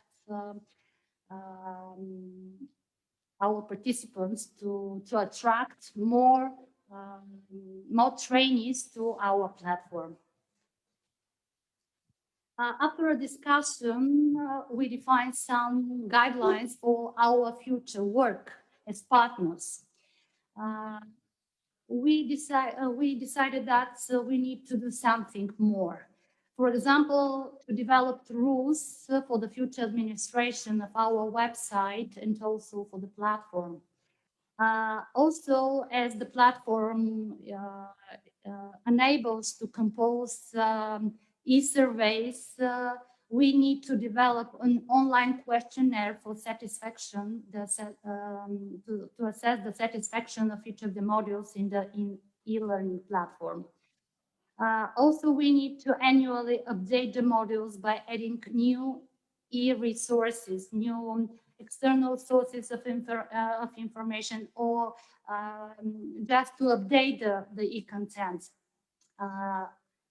Another important step we need to do is to advise and assist women entrepreneurs for establishing startups, and also to support women from minority or marginalized groups by establishing social contacts with stakeholders in order to provide them with equal chance to study and to start a business. And finally, to cooperate with other training organizations in order to improve and expand the already offered educational product. Thank you for your attention. Thank you. Such a great presentation. I would like to provide the floor and the microphone to our Italian partners. And from their side, Giulia Conti will be continuing from now on. Thank you. Hello. Hi. Can you hear me, right? Well, yes. Okay. Thank you very much. So it's nice to hear with you. It's so nice to be part of this conference. I'm sorry for the glasses and for the lack of light, but I had surgery 2 days ago. But I still would like to join you and to be here to share my experience with you. I have just some words. I'm Giulia from Italy. I'm living in a small town in northern Italy, and I would like to share with you the fact that my experience with the project was a very happy one, a very nice one. I was part of the training in London last summer, 2 summers ago, let's say, and it was such a productive and inspiring experience for me and for all the women with me. It was we have a lot the opportunity to hear about sisterhood and to hear about how important is women networking, but we really have the chance to try it and to feel it and to explore what sisterhood can be empowering and can be and how the networking, a valuable networking, can be important. So yes, it was very nice. We really have 2 weeks to explore our belief, our desire, our also competencies and experiences, because the workshop were also about what we can do, what we are able to do, and what we could, should improve, learn, and let's say take time to discover, to add in our lives. It was also very nice to me that we were in such a beautiful place, because it was an added value, in my opinion, because we really felt that we deserve to be there, and we deserve time to ourselves and to our idea and to our desire. And yes, it was really empowering. And yeah, that's all I want to say. Thank you. Thank you, Giulia. Thank you for joining us today. So our next speaker will be Greta Buffalo, and I would like to invite her to join us. Yes. Hi. Hi. Everybody. My name is Greta Buffalo. I'm 27 and I'm Italian. So it's a pleasure to be with you today, although only in virtual mode. And I'm glad to share with you my experience with the Women Entrepreneurship e-learning course. So first of all, I came across the course thanks to the Italian training agency Euroform RFS, which gave me more detailed information about it. And actually, I have to say that my personal academic and professional training did not include any notion of entrepreneurship or economy, because I've been studying foreign languages and literature. So I knew almost nothing about business world, economic market, and so on. But still, the possibility of developing my own business idea one day in the future, that could be, I don't know, in the field of foreign language teaching, translation, and similar. This possibility inspired me to improve my skills in this sector, and that's why I decided to attend the course. Regarding more specifically the modules available on the platform, I think they're all very interesting and interactive, above all, thanks to the final videos and assignments. And each of them has a well-organized structure, has many contents, but these same contents are clearly explained and quite easy to understand. But among the modules, I particularly liked the second one, which is entitled Idea Generation Overview, because it made me understand that often having a good business idea is not enough. There is a process behind each business idea, and it's essential to have also a good and solid business plan.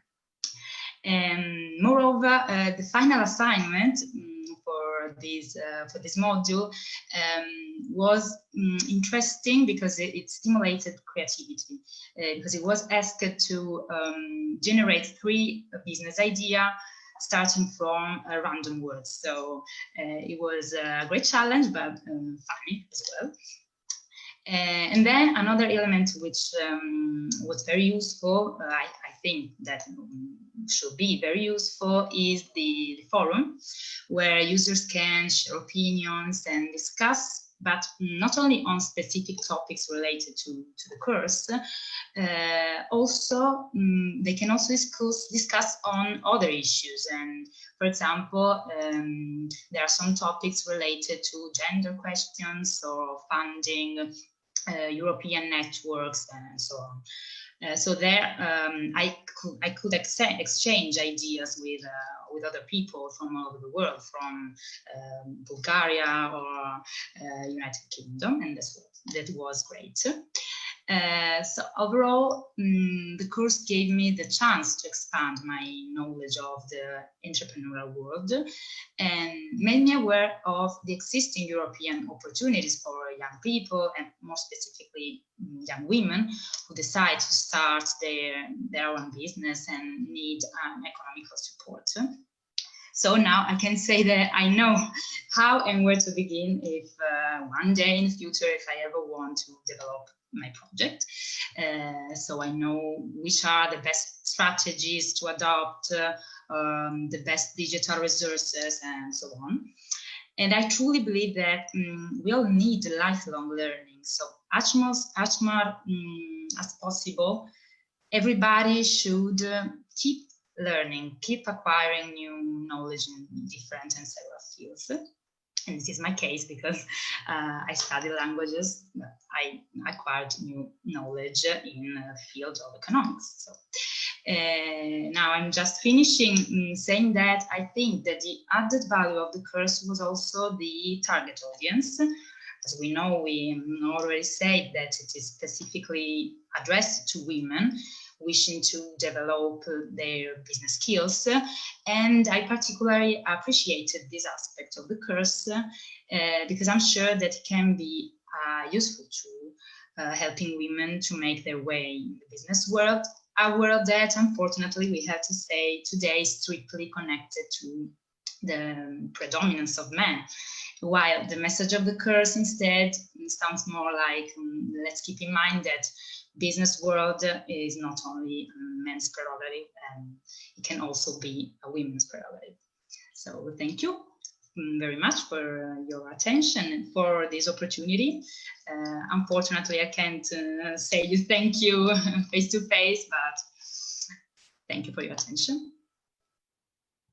Thank you for sharing with us. I would like to give the floor now to some of our students here in our academy.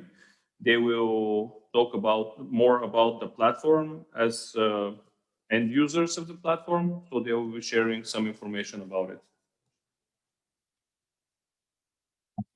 Hello everyone, my name is Janica Nikova.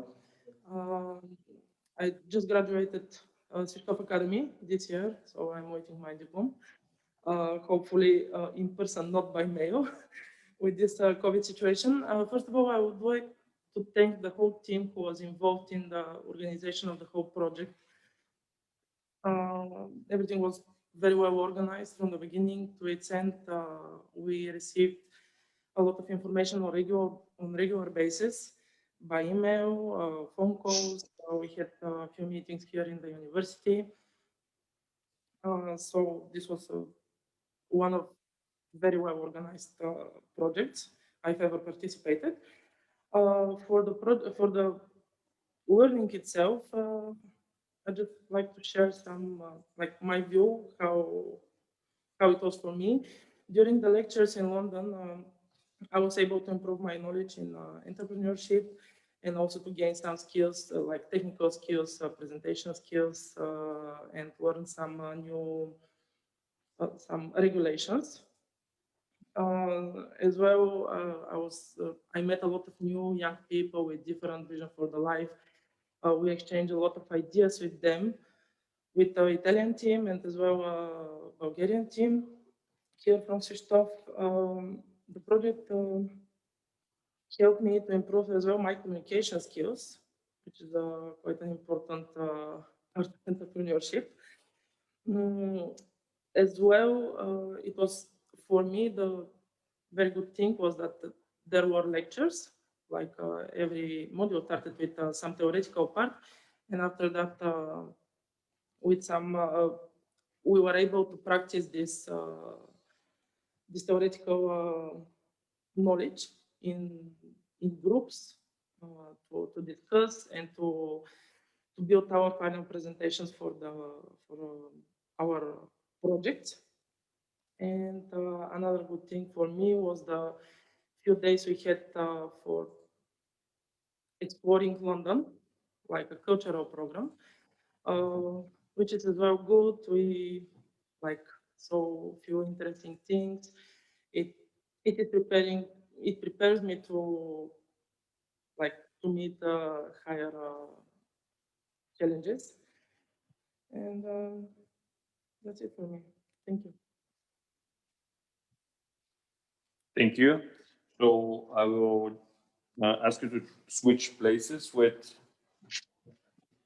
Gergana Doninska, which will also share some information as a user of the platform.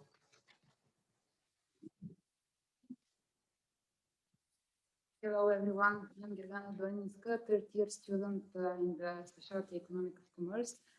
I participated in the project European Partnership for Social Inclusion and Creation of Skills for Women Entrepreneurship, e-learning, in testing the Moodle platform and got familiar with the way of working in a virtual environment. Initially, we had to go to the project website. I really liked how the project site was organized. It was with individually and finding the menu as sub-menu you were looking for was easy and well visually right. The way of enrolling in the courses went through several steps, and I could get my own username and password with a high degree of protection. After registering in the platform, I could enroll in any module. The modules were organized in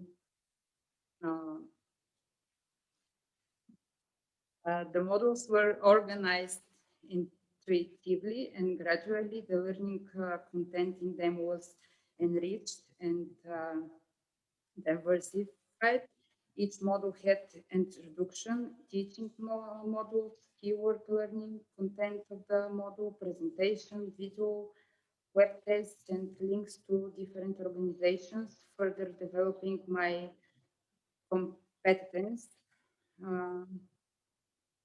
in accordance with the theme of the module.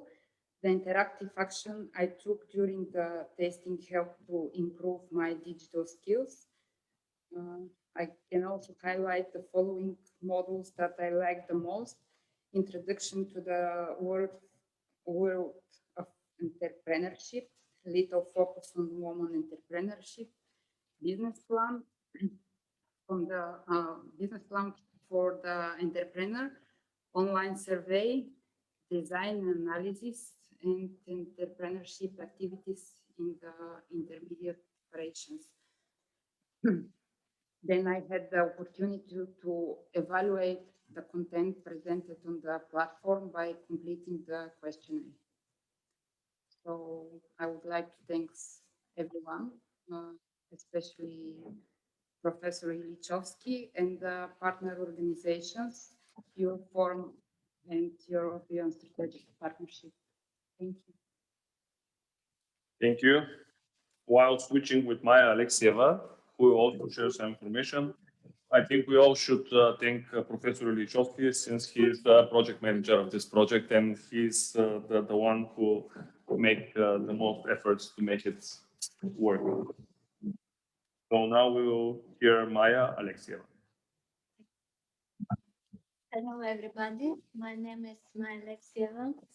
I'm 40-year student in Bachelor Program Economics of Commerce in the A10 of Academy of Economics Switched-Off. It was a great pleasure for me to be one of the participants in this project.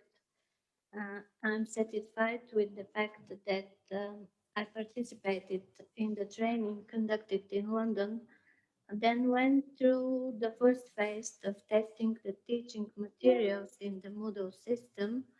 And finally, I participated in the testing of the case studies developed in the platform. Including teaching materials were very well selected, accessible as content, and interesting to apply in practice. Each module upgraded the previous one as they were semantically connected. The cases that were developed and solved by us at the last stage of the testing the system has both theoretical and practical basis. Resolving the cases helped to clarify my weaknesses, which were identified after completing the questionnaire to assess my entrepreneurial skills. I gained confidence in generating my own ideas for evaluation, hoping that in the future this will influence my entrepreneurial attitudes and I will assist to start my own business. I really like the way of evaluating the ideas and choosing only the leading business idea to be realized and entrepreneurial activity. In addition to entrepreneurial skills, I was able to improve my digital competencies. The first, for creating online surveys, the processing and interpretation was very useful. With the advent of the internet and the implementation of electronic and mobile commerce, the application of this knowledge will become even more valuable. Personally, for me, this project has given me additional practical knowledge and skills and definitely courage to start entrepreneurial activity, which gives me independence and confidence. Thanks to Dimitar of Academy of Economics Switched-Off, thanks to Associated Professor Ilyichovsky, the project manager, thanks to European Strategic Partnership, and thanks to Euroform RFS Italy. Thanks for all of you. Great, thank you also from our side. So now we are going to give the floor to Desislava Nikolova with the following subject, the role of women in green technologies. I would like to say a few words about her. She's a founder of Motoreta Group. This is a company which works in the field of ecological transportation. This is the first Bulgarian company which makes electrical scooters. Their first product, the prototype of their first product, the pilot model D1, was certified in 2016. Now, Desi Nikolova, it's your turn. Thank you. Thank you. Do you hear me? Yes. Perfect. Hi, everyone. My name is Desi, and I'm the founder and CEO of Motoreta, a company that manufactures electric scooters. I'm very flattered to be here today to this conference, and it's amazing how no longer you need to be physically at one place to be able to attend an event like this. As a woman in technologies, I have to say that I'm very excited about the future that awaits us. I have to say that I did not always know that working in technology or business is what I wanted to do. I'm saying this because I'm sure that some of the students that are participating in this program might still be wondering what career path to choose. I'm sure that most of you know that technology is not a common choice for women, and it wasn't mine either. Making plans for my future, I was thinking that I would study economy, and I actually even applied to the Academy of Economy, but I wasn't accepted. So I ended up studying in another university and graduated in industrial management instead. I will quickly run my presentation now.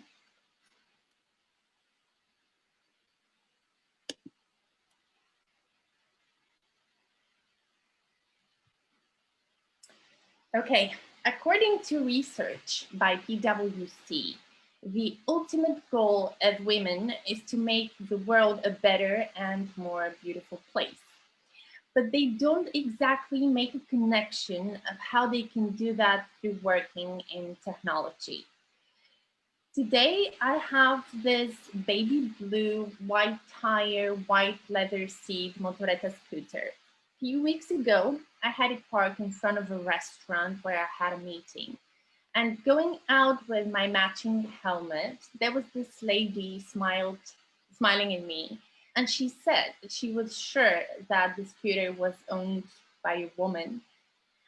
Because we women have a sense of style and touch of detail, making the world a more beautiful environment to be in. Well, my aspiration to start manufacturing scooters was exactly followed by the lack of good enough scooter, both on the technical and appearance side. It all started back in 2009, when right after my graduation, in the pursuit of finding out what makes great economies great, I landed in Shanghai, China, a home to over 25 million people. The country was starving for Western knowledge at the time, and I quickly landed my first sales job. Moving in this crowded city wasn't an easy task. Every day going to work, I had to interchange trains at the most congested train station to date in Shanghai. That was a horrible experience that was taking plenty of my time and also consumed all of my positive energy right from the beginning. I hope you can see what exactly I mean when I say this. Few colleagues of mine were traveling to work using a scooter. I've never been on a scooter in my life. And according to my parents, that wasn't a very safe option. Unfortunately, here in Bulgaria, we do lack scooter culture, and people think it's a dangerous means of transportation. I have to say that I totally disagree with that. I spent a few more months struggling to commute in this big city. I had even more terrifying experience using the bus. Taxi was also not an option. One day, I was annoyed enough, and regardless of the fact I didn't have any experience in riding a scooter, I went straight to a scooter shop and bought my first scooter. I was terrified, but determined that I would improve the way I commuted. And that purchase literally changed my life. From that day on, I knew that true meaning of the term mobility. In a land full of opportunities where you can move by rail, road, even water, this small two-wheeler turned out to be the most convenient means of transportation I've ever came across. Being electric made it even more easy to maintain and even more cost efficient compared to the public transportation. While living in Shanghai, I used to ride my electric scooter 365 days a year. I was going to work with it, I was shopping with it, I was meeting friends. Sure, I had issues alone, but overall it was a great experience. So when I decided to move back to Bulgaria, one of the first things I did was looking for a scooter on the market. I couldn't imagine driving a car or using the public transportation again. And so I ran a research on what's available. It was to my surprise to see that Chinese-made scooters were the only electric options available, and somehow they were even cheaper than the ones my friends and me were buying back in China. That really made me doubt the quality and safety of the product sold on the Bulgarian market. This is when it occurred to me that I could actually import one for myself. Going deeper into research about importing regulations, safety standards, and true quality components, I figured that if I really wanted a good scooter, the only way of having it was actually creating it. So this was the beginning of Motoreta. I was fortunate enough that I did have the technical background and plenty of user experience to rely on building my own scooter brand. Being a dynamic young professional living in a big city, I wanted that extra battery autonomy, a more comfortable seating that didn't restrict my daily outfit, all wrapped in a beautiful design at a reasonable price. That soon became our core values in creating our product. I moved back to my hometown in Bulgaria, the city of Rusev, due to its strategic location. The city is a home to one of the biggest logistic companies and a great place to start a business. The university I graduated from is a great source of talent, and today we have signed partnerships with them that gives us the opportunity to exchange knowledge, use their technology infrastructure and machinery. We also have coverage in all major Bulgarian cities from where we offer sales and after-sales support to our customers.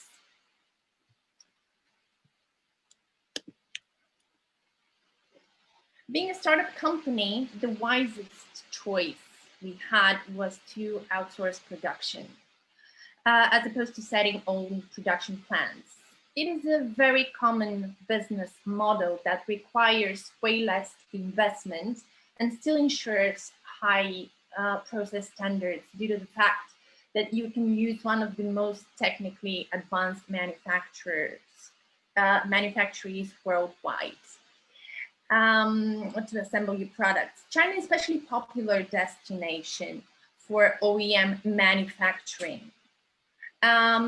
This business model also gives you a sense of freedom, as during the COVID crisis, we quickly moved our production elsewhere and had the chance to continue working as opposed to have great delays in business and processes.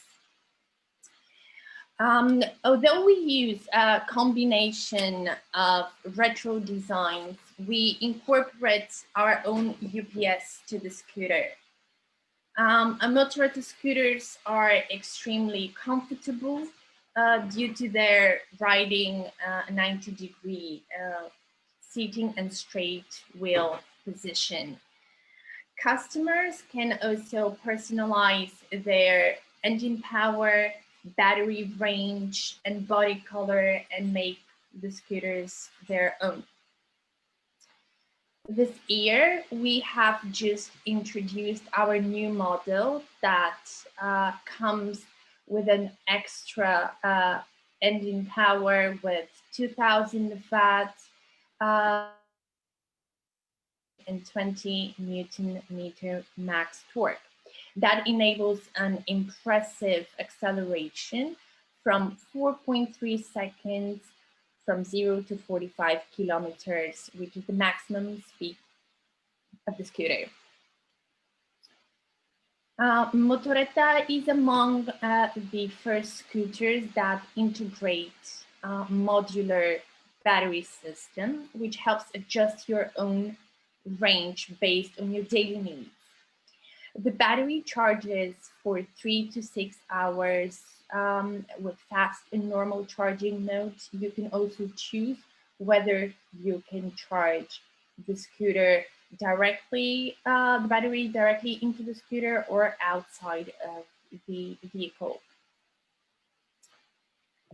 Having a great product means giving an extra value to your customers as well. We offer cruise control, full LED lighting, reverse gear, GPS tracking system, mobile charging outlets, and many more features. This helped us check a couple of milestones so far. We've managed in 2018 to develop our own charging stations. We also integrated blockchain-based servicing of the scooters. Our business is growing approximately 60% year over year, which is relatively aligned with the European industry market of electric scooters. Today, Motoretta scooters are covered in most media, both automotive and business.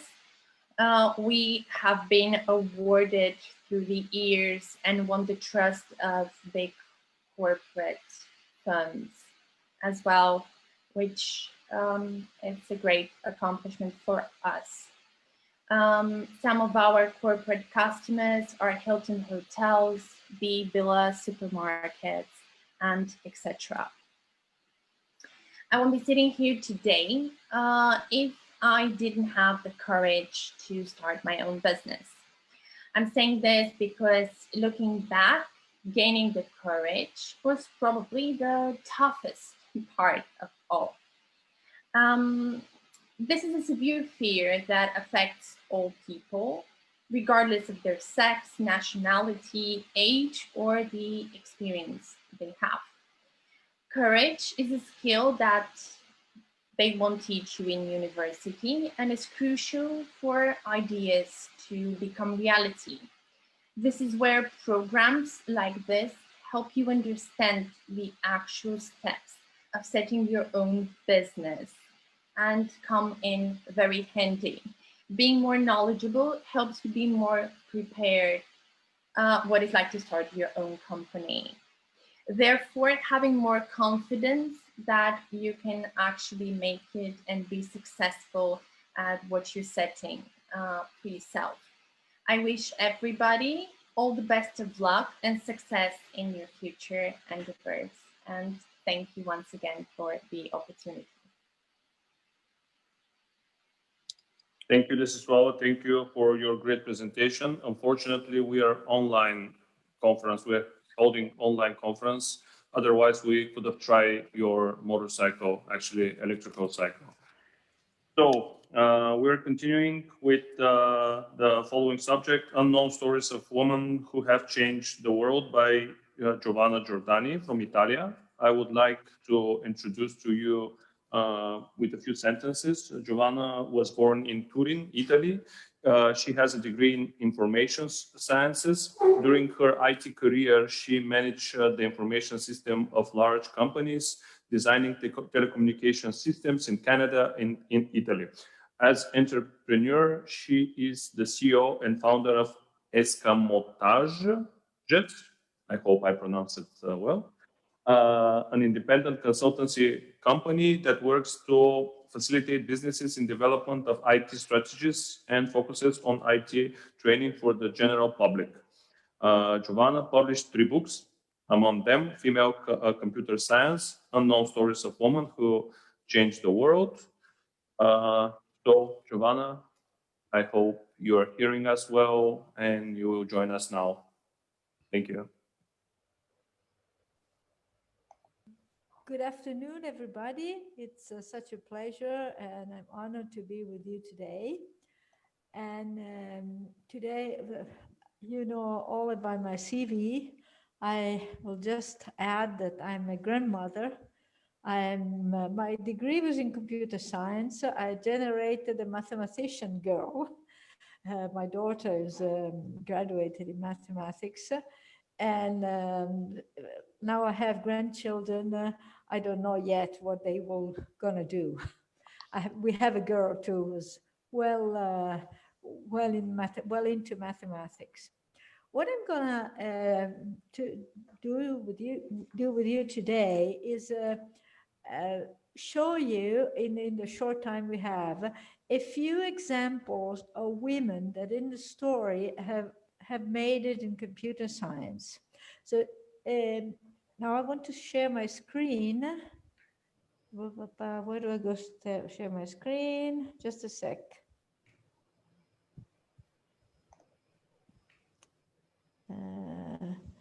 How do I share my screen here? Let's see. You should see a button, share screen. Okay, got it. Okay, screen share. Okay, can you see it? Can you see my screen now? Yes. Great. Okay, great. So when we usually think of something like an IT expert, a software designer, a programmer, a computer science, or even worse, a hacker, what do we think? We hear in our mind these words, and what do we imagine is something like this. It's usually young men with a hood, a sort of a nerd. This is the current idea that we have about computer science or something like that. But it's not like that. And we have to change our mind to think of something different. So computer science is for women as well. And what we're going to see today is that many women were very active in computer science since the beginning.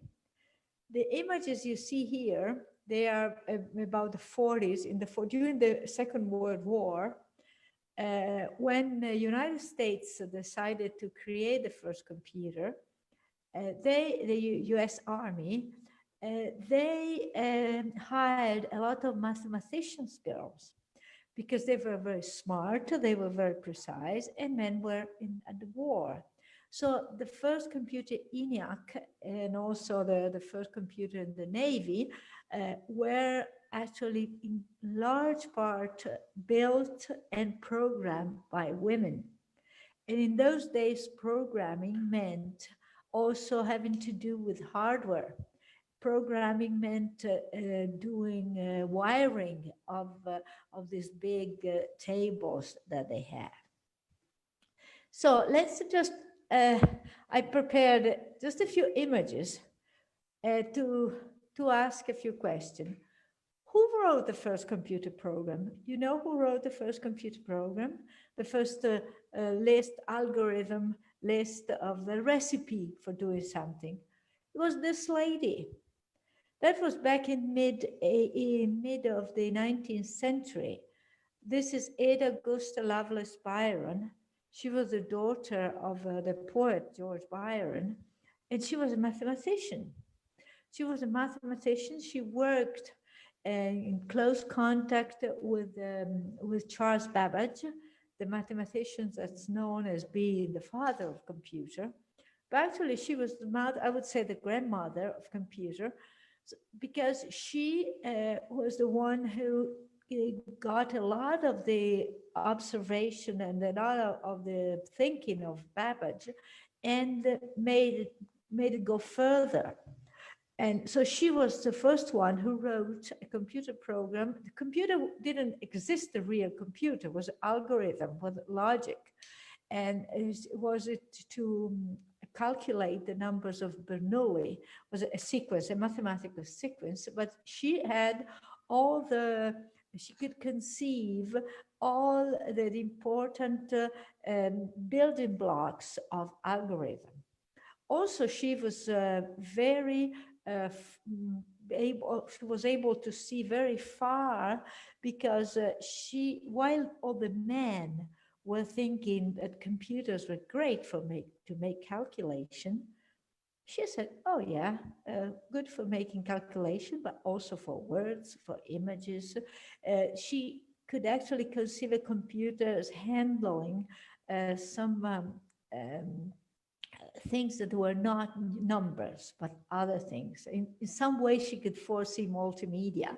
So she was really genius. And she was the first one who wrote a computer program, a woman, not a man with a hood. And who built the computers during World War II? And these are two examples. There are other pictures, as the one I showed before. There was this ENIAC, was a computer that was started by the US Army, and it was mainly the team that was building was in large part made by women.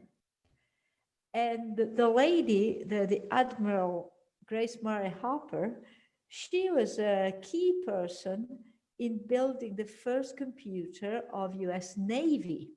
She was a mathematician living in New York. And when the World War II broke up, she said, well, what the heck, what am I doing here teaching in a school? I want to do something for my country. So she went to the Navy, but she was too small. She was too small and too light. She was a tiny lady. So, but she was very, very strong and she was very bright. So they said, well, we'll hire you. You want to be able to fight, but since you're so good in mathematics, go ahead with computer. And she did wonderful things with computers. And she invented programming languages, she invented compilers. She was the mother of a real computer. Now, during those years, right after World War II, you know who conceived and built actually wireless transmission systems? The first transmission system that was something sort of the grandfather of our Wi-Fi was this lady, Hedy Lamarr. This lady was beautiful. They said it was the most beautiful woman. She was an actress. She was from Austria, and she left Austria because of the Nazis and went to the US. And she was doing her engineering studies. She went to the US, but she was so beautiful that they hired her at Hollywood as an actress. So she wanted to be an engineer, but she had this misfortune of being so beautiful. And so she was an actress, and she was actually the one who had the first scene of nude. Nude was just at the back, but she was a very, very famous actress. She had something like 7 husbands, a very adventurous life. But in her spare time, together with a man who was a musician, she conceived and built a sort of a wireless transmission system. So it's nothing to do with the hacker, as we imagine. Beautiful woman. And then another interesting story. Who invented basic programming languages?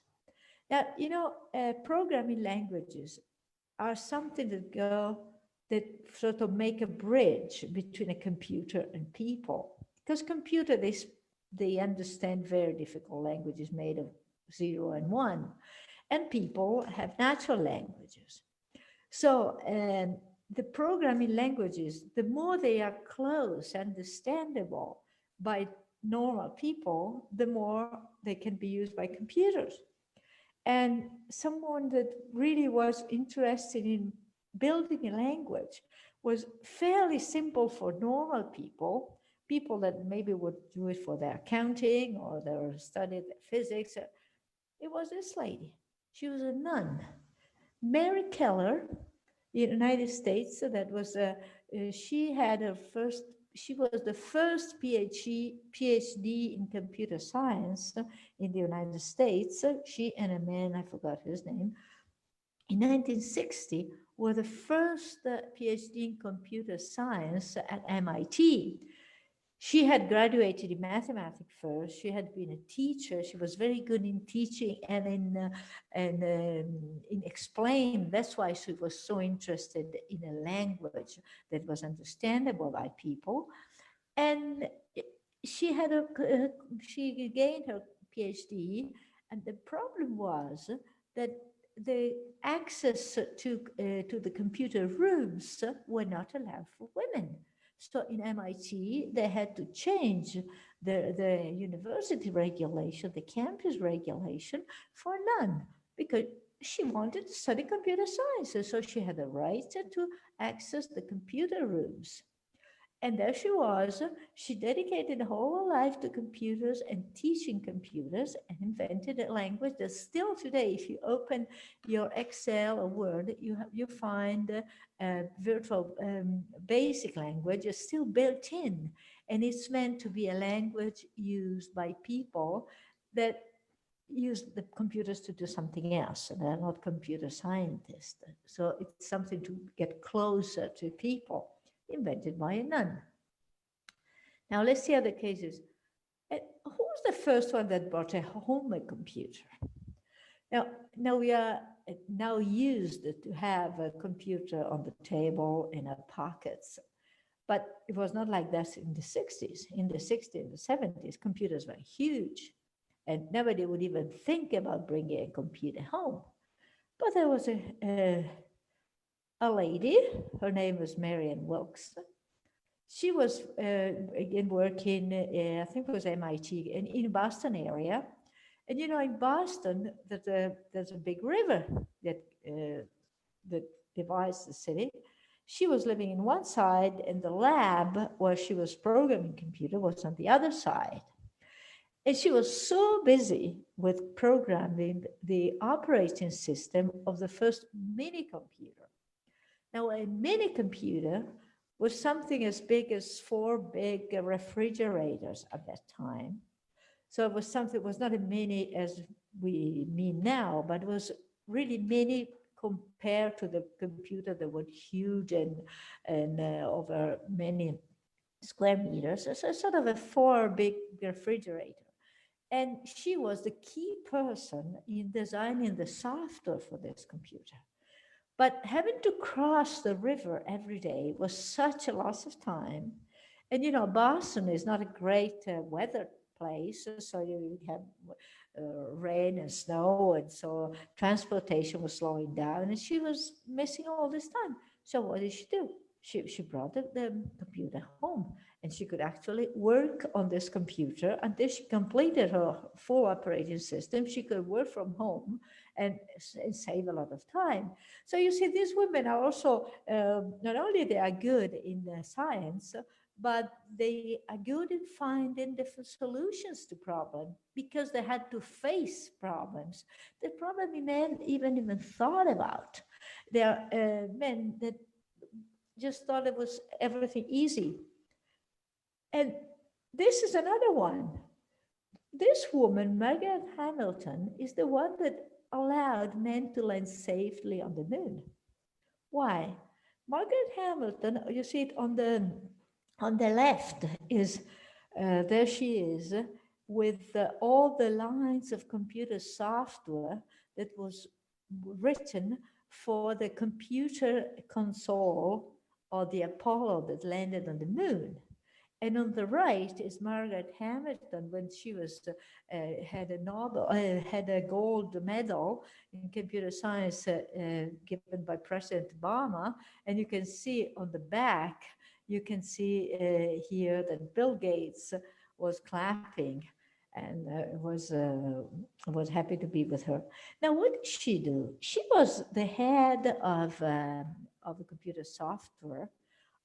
Okay, that was on board of the Apollo, and she's considered the mother of software engineering. So at that time, engineering was software was something very creative, very almost artistic, and she said, "Well, we have to build it in a very organized way, and there could be errors." She had a little girl that was about 3-4 years old. And often she had to take the girl at home, at work with her. And the girl one day started touching and doing things, and something went wrong with the computer. And this triggered something on the Margaret Hamilton's mind. What if an astronaut did something wrong when she's on the Apollo?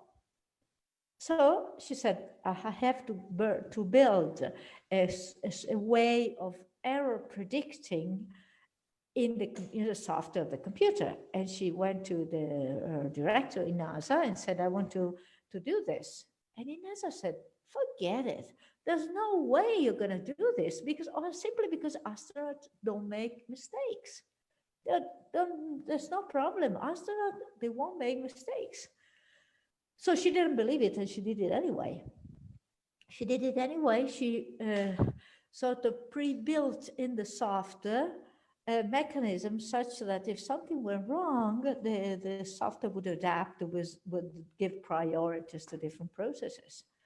And actually, just before landing, there was an overload on the computer, and the computer was cracking, was stopping to work. But Margaret's software had been so smart that could actually decide which was the most important process to carry on.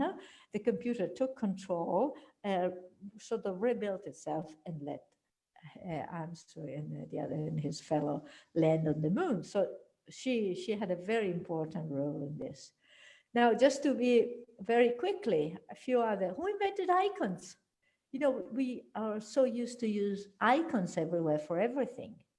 There she is, was a woman, Susan Kerr. She was a designer more than computer science, but she invented those icons, the bomb, the waste basket that we still have on our computers, and so many others, that just as a way of making things easier for people instead of writing long command lines.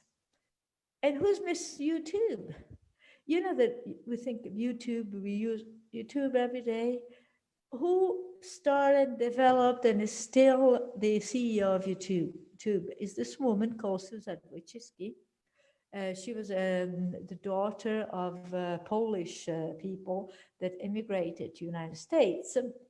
Her father was the one who rented his garage to the guys that founded Google. She started working in Google, and at some point she said, well, we have to develop something for videos. And while she was developing, she met a small startup called YouTube, and she said, well, we can buy this company and develop it. And there she was, and she still is Lady YouTube. She's the CEO of YouTube. And who made Facebook grow? We saw Facebook, and we all think of Mark Zuckerberg. But who made Facebook grow is Sheryl Sandberg. She is the COO, the Chief Organization Officer of Facebook. She's the one who invented I like. she that invented it, because she understood that that was very important to get people hooked in Facebook. And she's the one that started all the advertising on Facebook and make it as big as it is. She's also very strong in pushing women. She has a movement called Lean In. She says, well, we don't have to wait for for power offered to us. We have to take our power. We have to sit at the table and say what we want. And now, as the last one, we go back to hackers. We said the hackers is the man, but the princess of hacker is this young lady called Parisa Tabriz. Parisa Tabriz is a computer scientist. It's one of the most famous expert on IT security. And because Princess of Hackers is something that she wanted to be written on her business card, because she was very practical, very smart, and she was always very annoyed by men that have all these titles. And they want to have all these titles on the business card. At some point she said, okay, I'll have my business card and I'll write Princess of Hackers. So there she is. She's very expert in IT security. So you see, there are many other, lots of stories, because I wrote a book in Italian on these women. I really had a lot of fun, because other than being great, very intelligent, smart, but they are also very creative people. And I read a lot of interesting story about it. So I hope you enjoy it. And I say happy IT to every girl. It's a wonderful place to be in, and you can have really a lot of fun with computers. Thank you for your inspirational presentation. It was very interesting and fun. I would like to go ahead and see the presentation Resilience in Business by Julia Stark and Yvonne Thompson. I would like to present them with a few words. Julia Stark is ex-investment banker, international TEDx speaker, author, and passionate serial entrepreneur, founder of FAB Academy, Business Academy for Women, President European Women Association, Executive Board Member of WinTrade Global, connecting world leaders and executives, creating a positive impact worldwide. She works with the biggest brands like Google, Microsoft, Facebook, Deloitte, Cargill, and many more. She's passionate about neuroscience, mindfulness, travel, and entrepreneurship. Julia runs transformation retreats in Europe and Paradise Bali with an intention to share with leaders the holistic way of living. Also, she will be joined by Dr. Yvonne Thompson, who is CBE FRSA, is a British business leader and international public speaker who was a founder member of radio station Choice FM, music editor of Root magazine, managing director of marketing and PR company ASAP Communication, president of the European Federation of Black Women Business Owners, now transformed to WinTrade Global Women's Entrepreneurs Network, having represented the UK on the economics and social community in Brussels. Her work is focused on women-owned businesses, as well as on diversity and gender equality in the workplace, which is the basis of the Amazon bestseller leadership book, 7 Traits of Highly Successful Women on Boards. She is frequently referred to as Britain's first Black self-made woman millionaire. In February 2018, her appointment as chair of the Radio Academy was announced. Ladies, I would like to invite you to turn off your mics and tell us more about your presentation. Wonderful. Thank you so much. Thank you. Thank you so much for having us here today. Very honored and, by the way, very much inspired. Giovanna, your names, I mean, wow, I tried to write them down. I will look them up and we should connect later as well, because these women, it's just mind-blowing how much we don't know about female leadership. And for us women who are working directly with empowering women globally, those words and stories deeply touched. And yes, I'll be supported by my dear colleague, Dr. Yvonne Thompson. And so we don't have much time together, but our aim is also to inspire you today and to share some real stories from our own communities. And as we were apparently introduced, I did not expect that, but I've got this few slides with you to share. Let me check if all works with me today. Voila. Let me check. Can you see my screen now? Yeah. Seeing it. Yes. Thank you, guys. Thank you. So in short, I am as well a senator for World Business Angel Investment Forum. And what that actually means is that we've seen that in the last years, many women were actually complaining when they were going to pitch their product or their idea that they had not the same rights as their male colleagues had.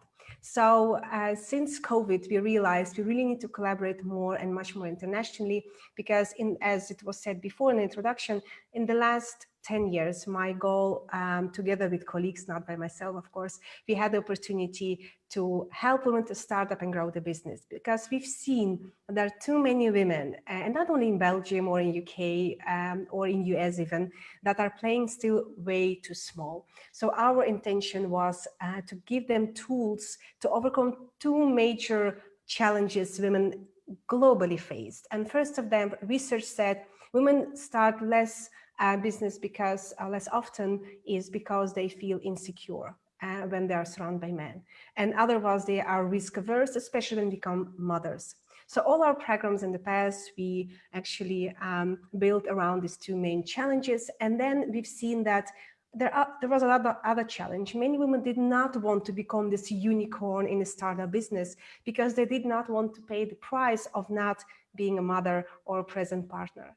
And that for us meant that we had to adapt our accelerator programs and not only focus on our marketing and sales and pitching and confidence and public speaking, but also to give them more holistic tools, where resilience, by the way, we realize now with COVID, became #1 skill you can develop. So today we'll give you a few examples on that. About me personally, as it was said, my background is in finance. I used to be an investment banker, traveling between Luxembourg, Geneva, and Brussels. And as you remember, financial crisis learned us many lessons. And for me, that actually meant that, listen, I'll become an entrepreneur and I'll be free, I'll be rich, and I'll travel more. But the reality was different. That meant that I was working 13, 15 hours a day, didn't see my child growing up. And this is the challenge many of the startup female entrepreneurs face. And there is a certain big guilt feeling towards that. And that's why we've seen many of our female entrepreneurs just don't even bother to pitch their ideas to business angels. So the topic of resilience became even larger since COVID. And we realized that those who give this crisis a different meaning, regardless positive or negative, but if you try at least to see it as opportunity and serve the new wave of entrepreneurship, then you'll probably get out stronger. And we've also seen that collaboration together with other organizations became central. So that's why we had to pivot. Like many of other businesses, we realized together with Dr. Van Thompson that yes, we can do our beautiful events and conferences, which we do normally offline. We had to do something else. And European Women Association was founded at the beginning of this year, I think beginning of March, just to collaborate and bring other partners like yourself guys on board to give more access to knowledge, to education and funding through our own network of investors. So this is what we are advocating in the last, myself, almost 10 years, Dr. Van Thompson, she will explain in a minute as well. for the last 24 years, if I'm not mistaken. So it was also said that I believe in a holistic approach, and by holistic, it's with a W, meaning it's not about growing your business only, it's really about having a positive impact. And this is something that with women, it resonates much more. We see that women really are not only driven by money, and that making a difference is a very important trigger for them, and having a family life and a private life is also quite important for them. So from all the activities we've been running for women in business, in startup community, we have learned that what women now need is the important relevant networks. Especially with COVID times, we are not physically meeting anymore. It's sometimes challenging to establish this deeper relationship with people you don't know. So investing your time in relevant networking, finding funding for your idea and product, or to be able to scale it, and then the education. And this is why I believe in the platform you have just launched, is that it's needed. There is enough information online, but it's not as centralized as you guys have. And I really look forward to collaborate with you, with the partners, and share your platform as well. So I give the word to my dearest colleague, Dr. Yvonne Thompson. Before I do that, because I just found a picture I would like to share with you. Can you see that? I think, because I don't see this. Yeah.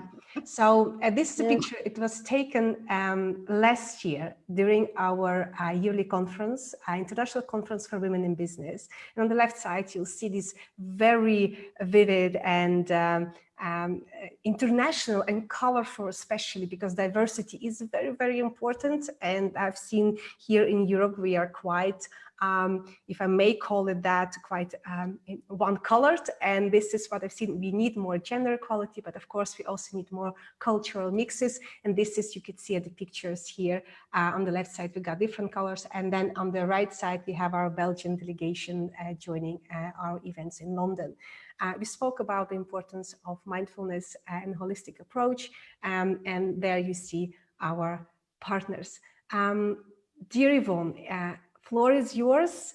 Oh, wow. Thank you so much. Thank you. Just for a second, I would like to remind everyone that after your presentation, we will have a short time for discussion. So if anyone has any questions, maybe sharing them to the chat, I will be moderating the discussion after that. Thank you, and I'm sorry. Thank you. Thank you. Thank you very much. And again, following on from Julia, I'm happy to be part of this really interesting, and for me, I think groundbreaking opportunity. Thank you, Julia, for the introduction, and thank you, Nikolai, for the introduction as well. I just want to add to Julia's thoughts about Giovanna and your presentation, which was absolutely amazing. I would, however, like to ask one request, that you include some women of color in your presentation. I do know recently there was a film called Hidden Figures, which talked about the ladies of color in America who calculated, did the calculations to help land the men on the moon. And there's one lady in particular, Katherine Johnson, who led that team. That would be absolutely amazing. As we're all about diversity here with WinTrade Global, I am absolutely excited and have been for a long time to have Julia as a partner. We at WinTrade Global, we're based all over the world, but our two main offices are in London and in Belgium. A little bit about my background. I am what I would say one of the true entrepreneurs in the UK. And I think I say that because I feel that migrants, whichever country you move to, are the true entrepreneurs, because I think migrants land in a country, they're passionate to make their way and make their success and their fortune in that country. They work longer, they work harder, they work smarter. And this is beside having to think about not having any family or friend support, not knowing the culture, quite often not knowing the language, and still finding their way from the bottom to the top. And that's basically my story, arriving from Guyana in South America 60 years ago. With my family, we ended up living in the worst part of London, in the worst street, in the worst part of London, right under the Battersea coal station. And it was still live at the time. But my parents did what migrant parents did at the time. They worked 3 or 4 jobs to make sure that their family were looked after and their family were educated. I'm not going to go through my 60-year background, but one of the things, the reasons that I ended up being an entrepreneur is because I feel from the time that I landed in the UK, I started building my resilience. I feel as though my whole life has been built on resilience, blocks of resilience. Everything I went through, I put it in my resilient bank, and which is what has led me to being here today. And we have so many stories like that across our network, which we will share with you right through, as Yulia mentioned earlier on, when we could no longer do the physical event, we had to think of something and think of something very quickly to keep our audience engaged, keep our members engaged, keep our network engaged and active. And at the end of June, we decided to start WinTrade Global Talks. We wanted women who were inspirational, who could ignite the passion or keep the passion in other women ignited, who could share their resilience and help others through, this crazy time that we've all lived in. So we started off, one of the very first ladies we spoke to was Lady Nicola Mendelsohn, CBE, who is the Vice President of Facebook EMEA for Europe, Middle East and Africa. Now you may say, what kind of resilience can Lady Nicholson of Facebook offer us? Well, Nicola, as I've come to know her, has become one of the most iconic women across Europe, actually.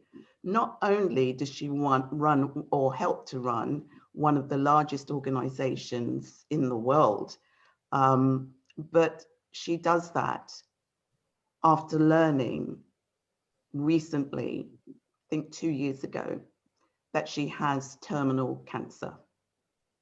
And that story just shocked absolutely everybody that knew her. Every day she gets up and she manages her way through, the thought of having cancer at the back of her mind. She is still inspirational. She still looks to help and support so many women across the world, actually, not just in the UK and Europe. And she is a real inspiration. The resilience that she's built up and she shares and she talks to everybody about has just been so inspiring. The next person that we had on WinTrade Global Talks is Her Highness Basma Al Sayed. And she's the founder of Whispers of Serenity, which is a well-being clinic in Oman. And she's also the international patron of WinTrade. But she was educated in the UK, but she went back to Oman and opened this clinic because she felt the passion to support women. Again, it's about women being resilient, building their resilience. And for me, the whole lockdown situation and the whole COVID situation, we have to be so strong. We have to be strong of mind. We have to be strong of personalities. And my saying for COVID, you can either be bitter about it or you can get better. So you can either be bitter or better. And I think with the talks, it's helped a lot of our audience to be better. We get fantastic feedback every week. We do it on a weekly basis, and we will continue to do so till the end of this year. And if there's a call for it, we'll continue next year. The next lady is just a powerhouse of resilience, a lady called Gina Miller. Some of you may have heard of Gina. She is also from Guyana, my part of the world. And Gina, her background is finance. However, she decided when we were told that we were going to have Brexit, Gina decided that she was going to stop the UK government. She paid a lot of money, millions, to take the UK government to court. And she did so successfully on twice on 2 counts. Now, what Gina had to go through, the hate mail, the trolling on Twitter, the trolling on Facebook, the media, people following her. She had to move house twice because people were following her and threatening her and her family. And she did this all with having to care full time for her 30-year-old autistic daughter. So that, for me, that's real resilience. That is real passion about what you do and what you want seen to be doing. So on a weekly basis, we share tips on resilience. We share with our members and people who are joining us. In fact, it's not just women. We have men and women, and we have men speakers as well. But every week we're joined by men and women from all over the world. We have people from Africa. We have people from the US, Washington, Boston, Chicago, everywhere, New York.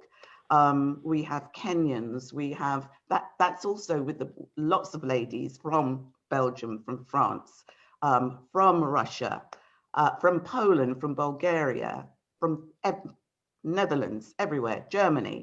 So we have a truly global network, and we share every week, we share a huge story of leadership, emotional intelligence, and resilience. And I think with that, I think I will love to turn back to Julia, who will close this. We'd be happy to take Q&A and take questions. But Julia, I think, can close with some tips on resilience, on how we build towers. Thank you, Yvonne. Thank you so much. So yes, you've seen some faces and names that we have invited to share their tips on resilience and how to actually thrive in quite challenging economical times like right now. We had a very interesting speaker, Baybars Altundas, who's the chairman of the World Business Angel Investment Forum, who spoke about the investments and the power of crisis and how to use it to actually scale your business through collaborations and attracting new investors. If I'm not mistaken, you can go find all these talks on podcasts and just listen to them for free of charge, just as an inspiration. And to close out before we go to the Q&A. So what we have found out during our years of experience, but also from our speakers, is the number one thing all of us need when it's quite challenging is the right social network, so the community. We've done some surveys here in Belgium, for example, and in UK, and we've seen that almost 80% of businesses in challenging times were done within the communities between women. So when we saw that if I need, for example, to buy a new clothes or new shoes, I'd rather look within my network and support another female founder. So this is something we encourage to do again, to connect and find the right social network to support you in these challenging times. Another thing is about well-being, and this is something I've discovered around 5 years ago when I was struggling as a mother, entrepreneur, and a wife, and having to run 3 different companies. I found out that without mindfulness, in my case, I would just go into burnout. And being, I think it's in your genes. I'm I think workaholic by nature, so I really have to be careful when I take on new projects on board. So that meant for me traveling to Bali in this case, and as example, it doesn't have to be Bali, but learning new mindfulness techniques that you can find online for now. But just, I think a very important one, learn to breathe mindfully, just for a minute, like deeper with the belly breathing. That scientifically has proven already helps to lower the cortisol hormone, the stress hormone in your bloodstream. This is just a little example, but I think find out for yourself what works for you. And for many of our quite successful entrepreneurs, well-being and mindfulness came like a #1 thing. Finding a purpose, we've seen that especially with women, it was quite important that they were driven by meaning of why they do what they do. And that helped when it was challenging, COVID or not COVID. I mean, I think about the financial crisis in 2008 and 9, but I remember many companies or banks or financial institutions, they survived through collaboration and through giving a better service, or when you're a small business owner, especially finding a meaning in what you do. So is it this electrical scooter, or is it being a programmer? It doesn't really matter as long as it resonates with the reason why you do what you do. Another thing you've seen, change is quite difficult. We've got in our network clients from different sectors. And for example, we had a community of lawyers, and they were quite, how would I say, they did not like to change, they did not like to embrace all the digitalizations. And then we had other communities in artificial intelligence, and they loved it. So again, embrace change, and through collaboration, you can really improve your added value on the market. What we've seen now also, having some clarity. When we speak with entrepreneurs, they don't know where they are going. It's like, oh my gosh, let's put everything on hold. This is not a great strategy. Get some clarity through mentoring. There's so many amazing mentors out there. I think within your communities as well, finding the right experienced mentor, quite important, and make a concrete action plan short term. It's quite challenging to have like long-term goals right now, but just having this clarity in where you are going. And again, I will end up with the skills. Somebody told this morning that it's important, like this ongoing learning process. Well, guys, I think this is it. The world is changing so fast. And if you're not on board, you're out of business quite fast. So what we share with our communities is, ladies and gentlemen, please invest your time in networking and skills development, because that goes fast. And the platform we just talked about is a great added value to that. So this is what we have learned from our community and from our years of experience working with female startups and investors. And we are very open for questions right now. You have any?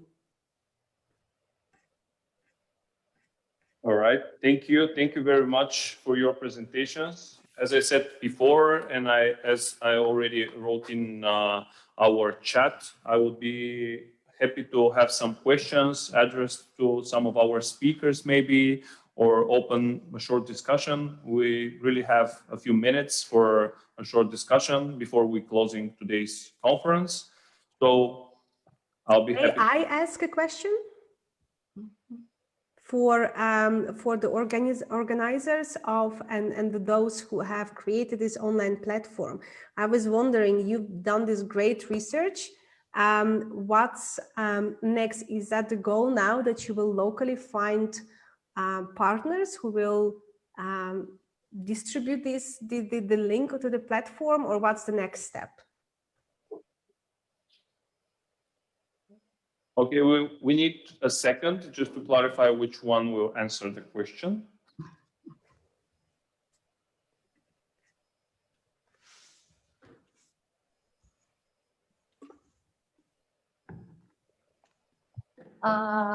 We are a member of the largest, for example, the largest of associations of industrialists and employers in Bulgaria.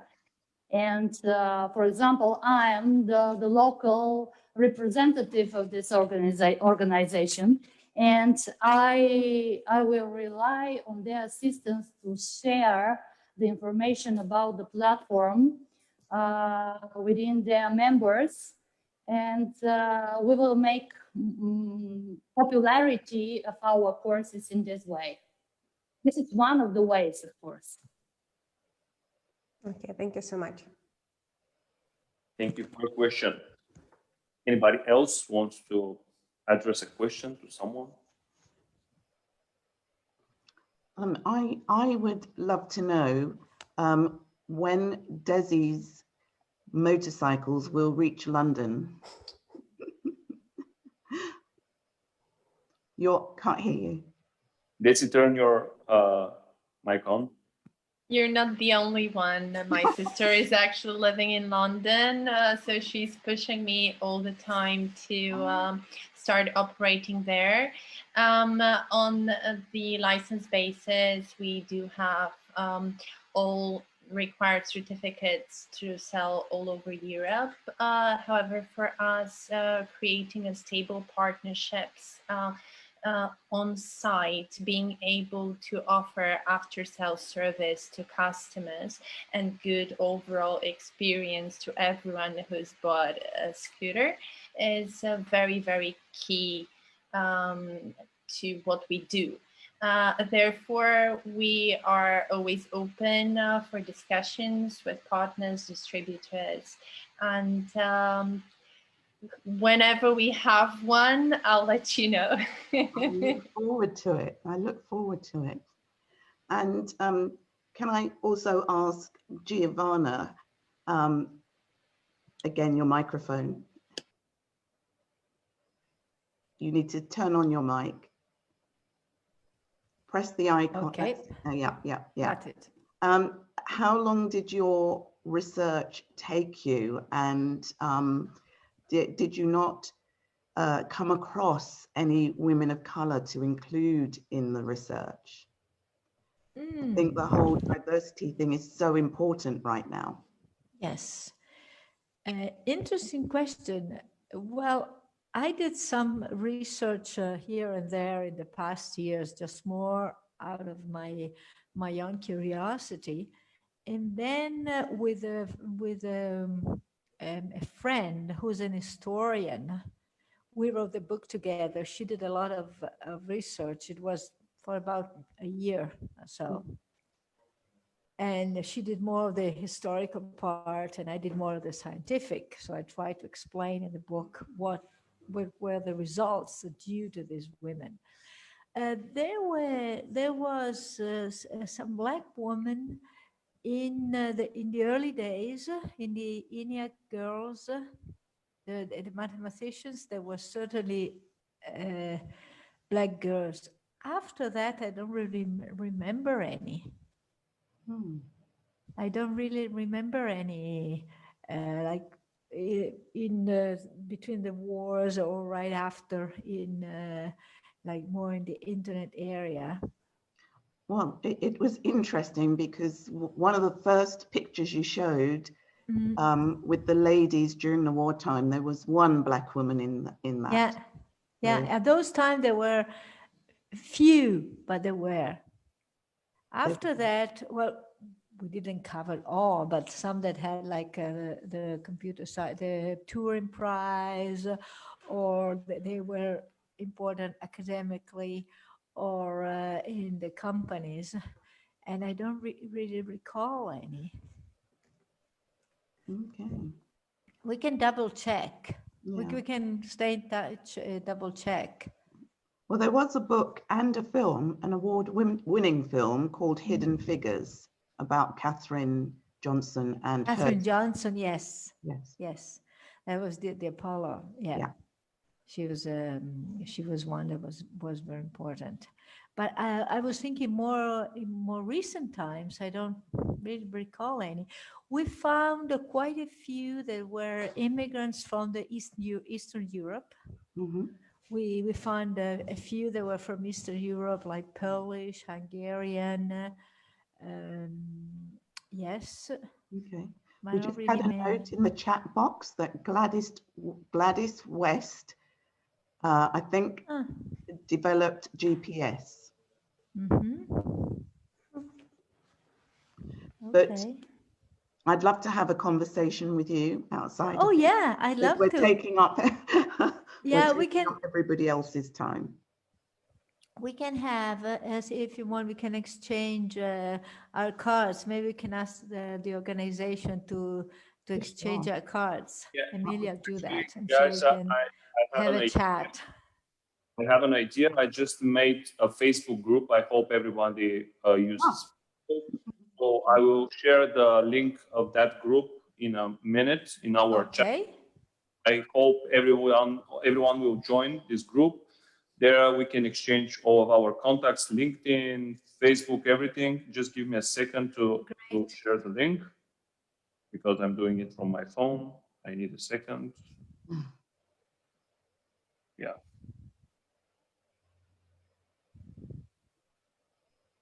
I think this way it will be the easiest possible.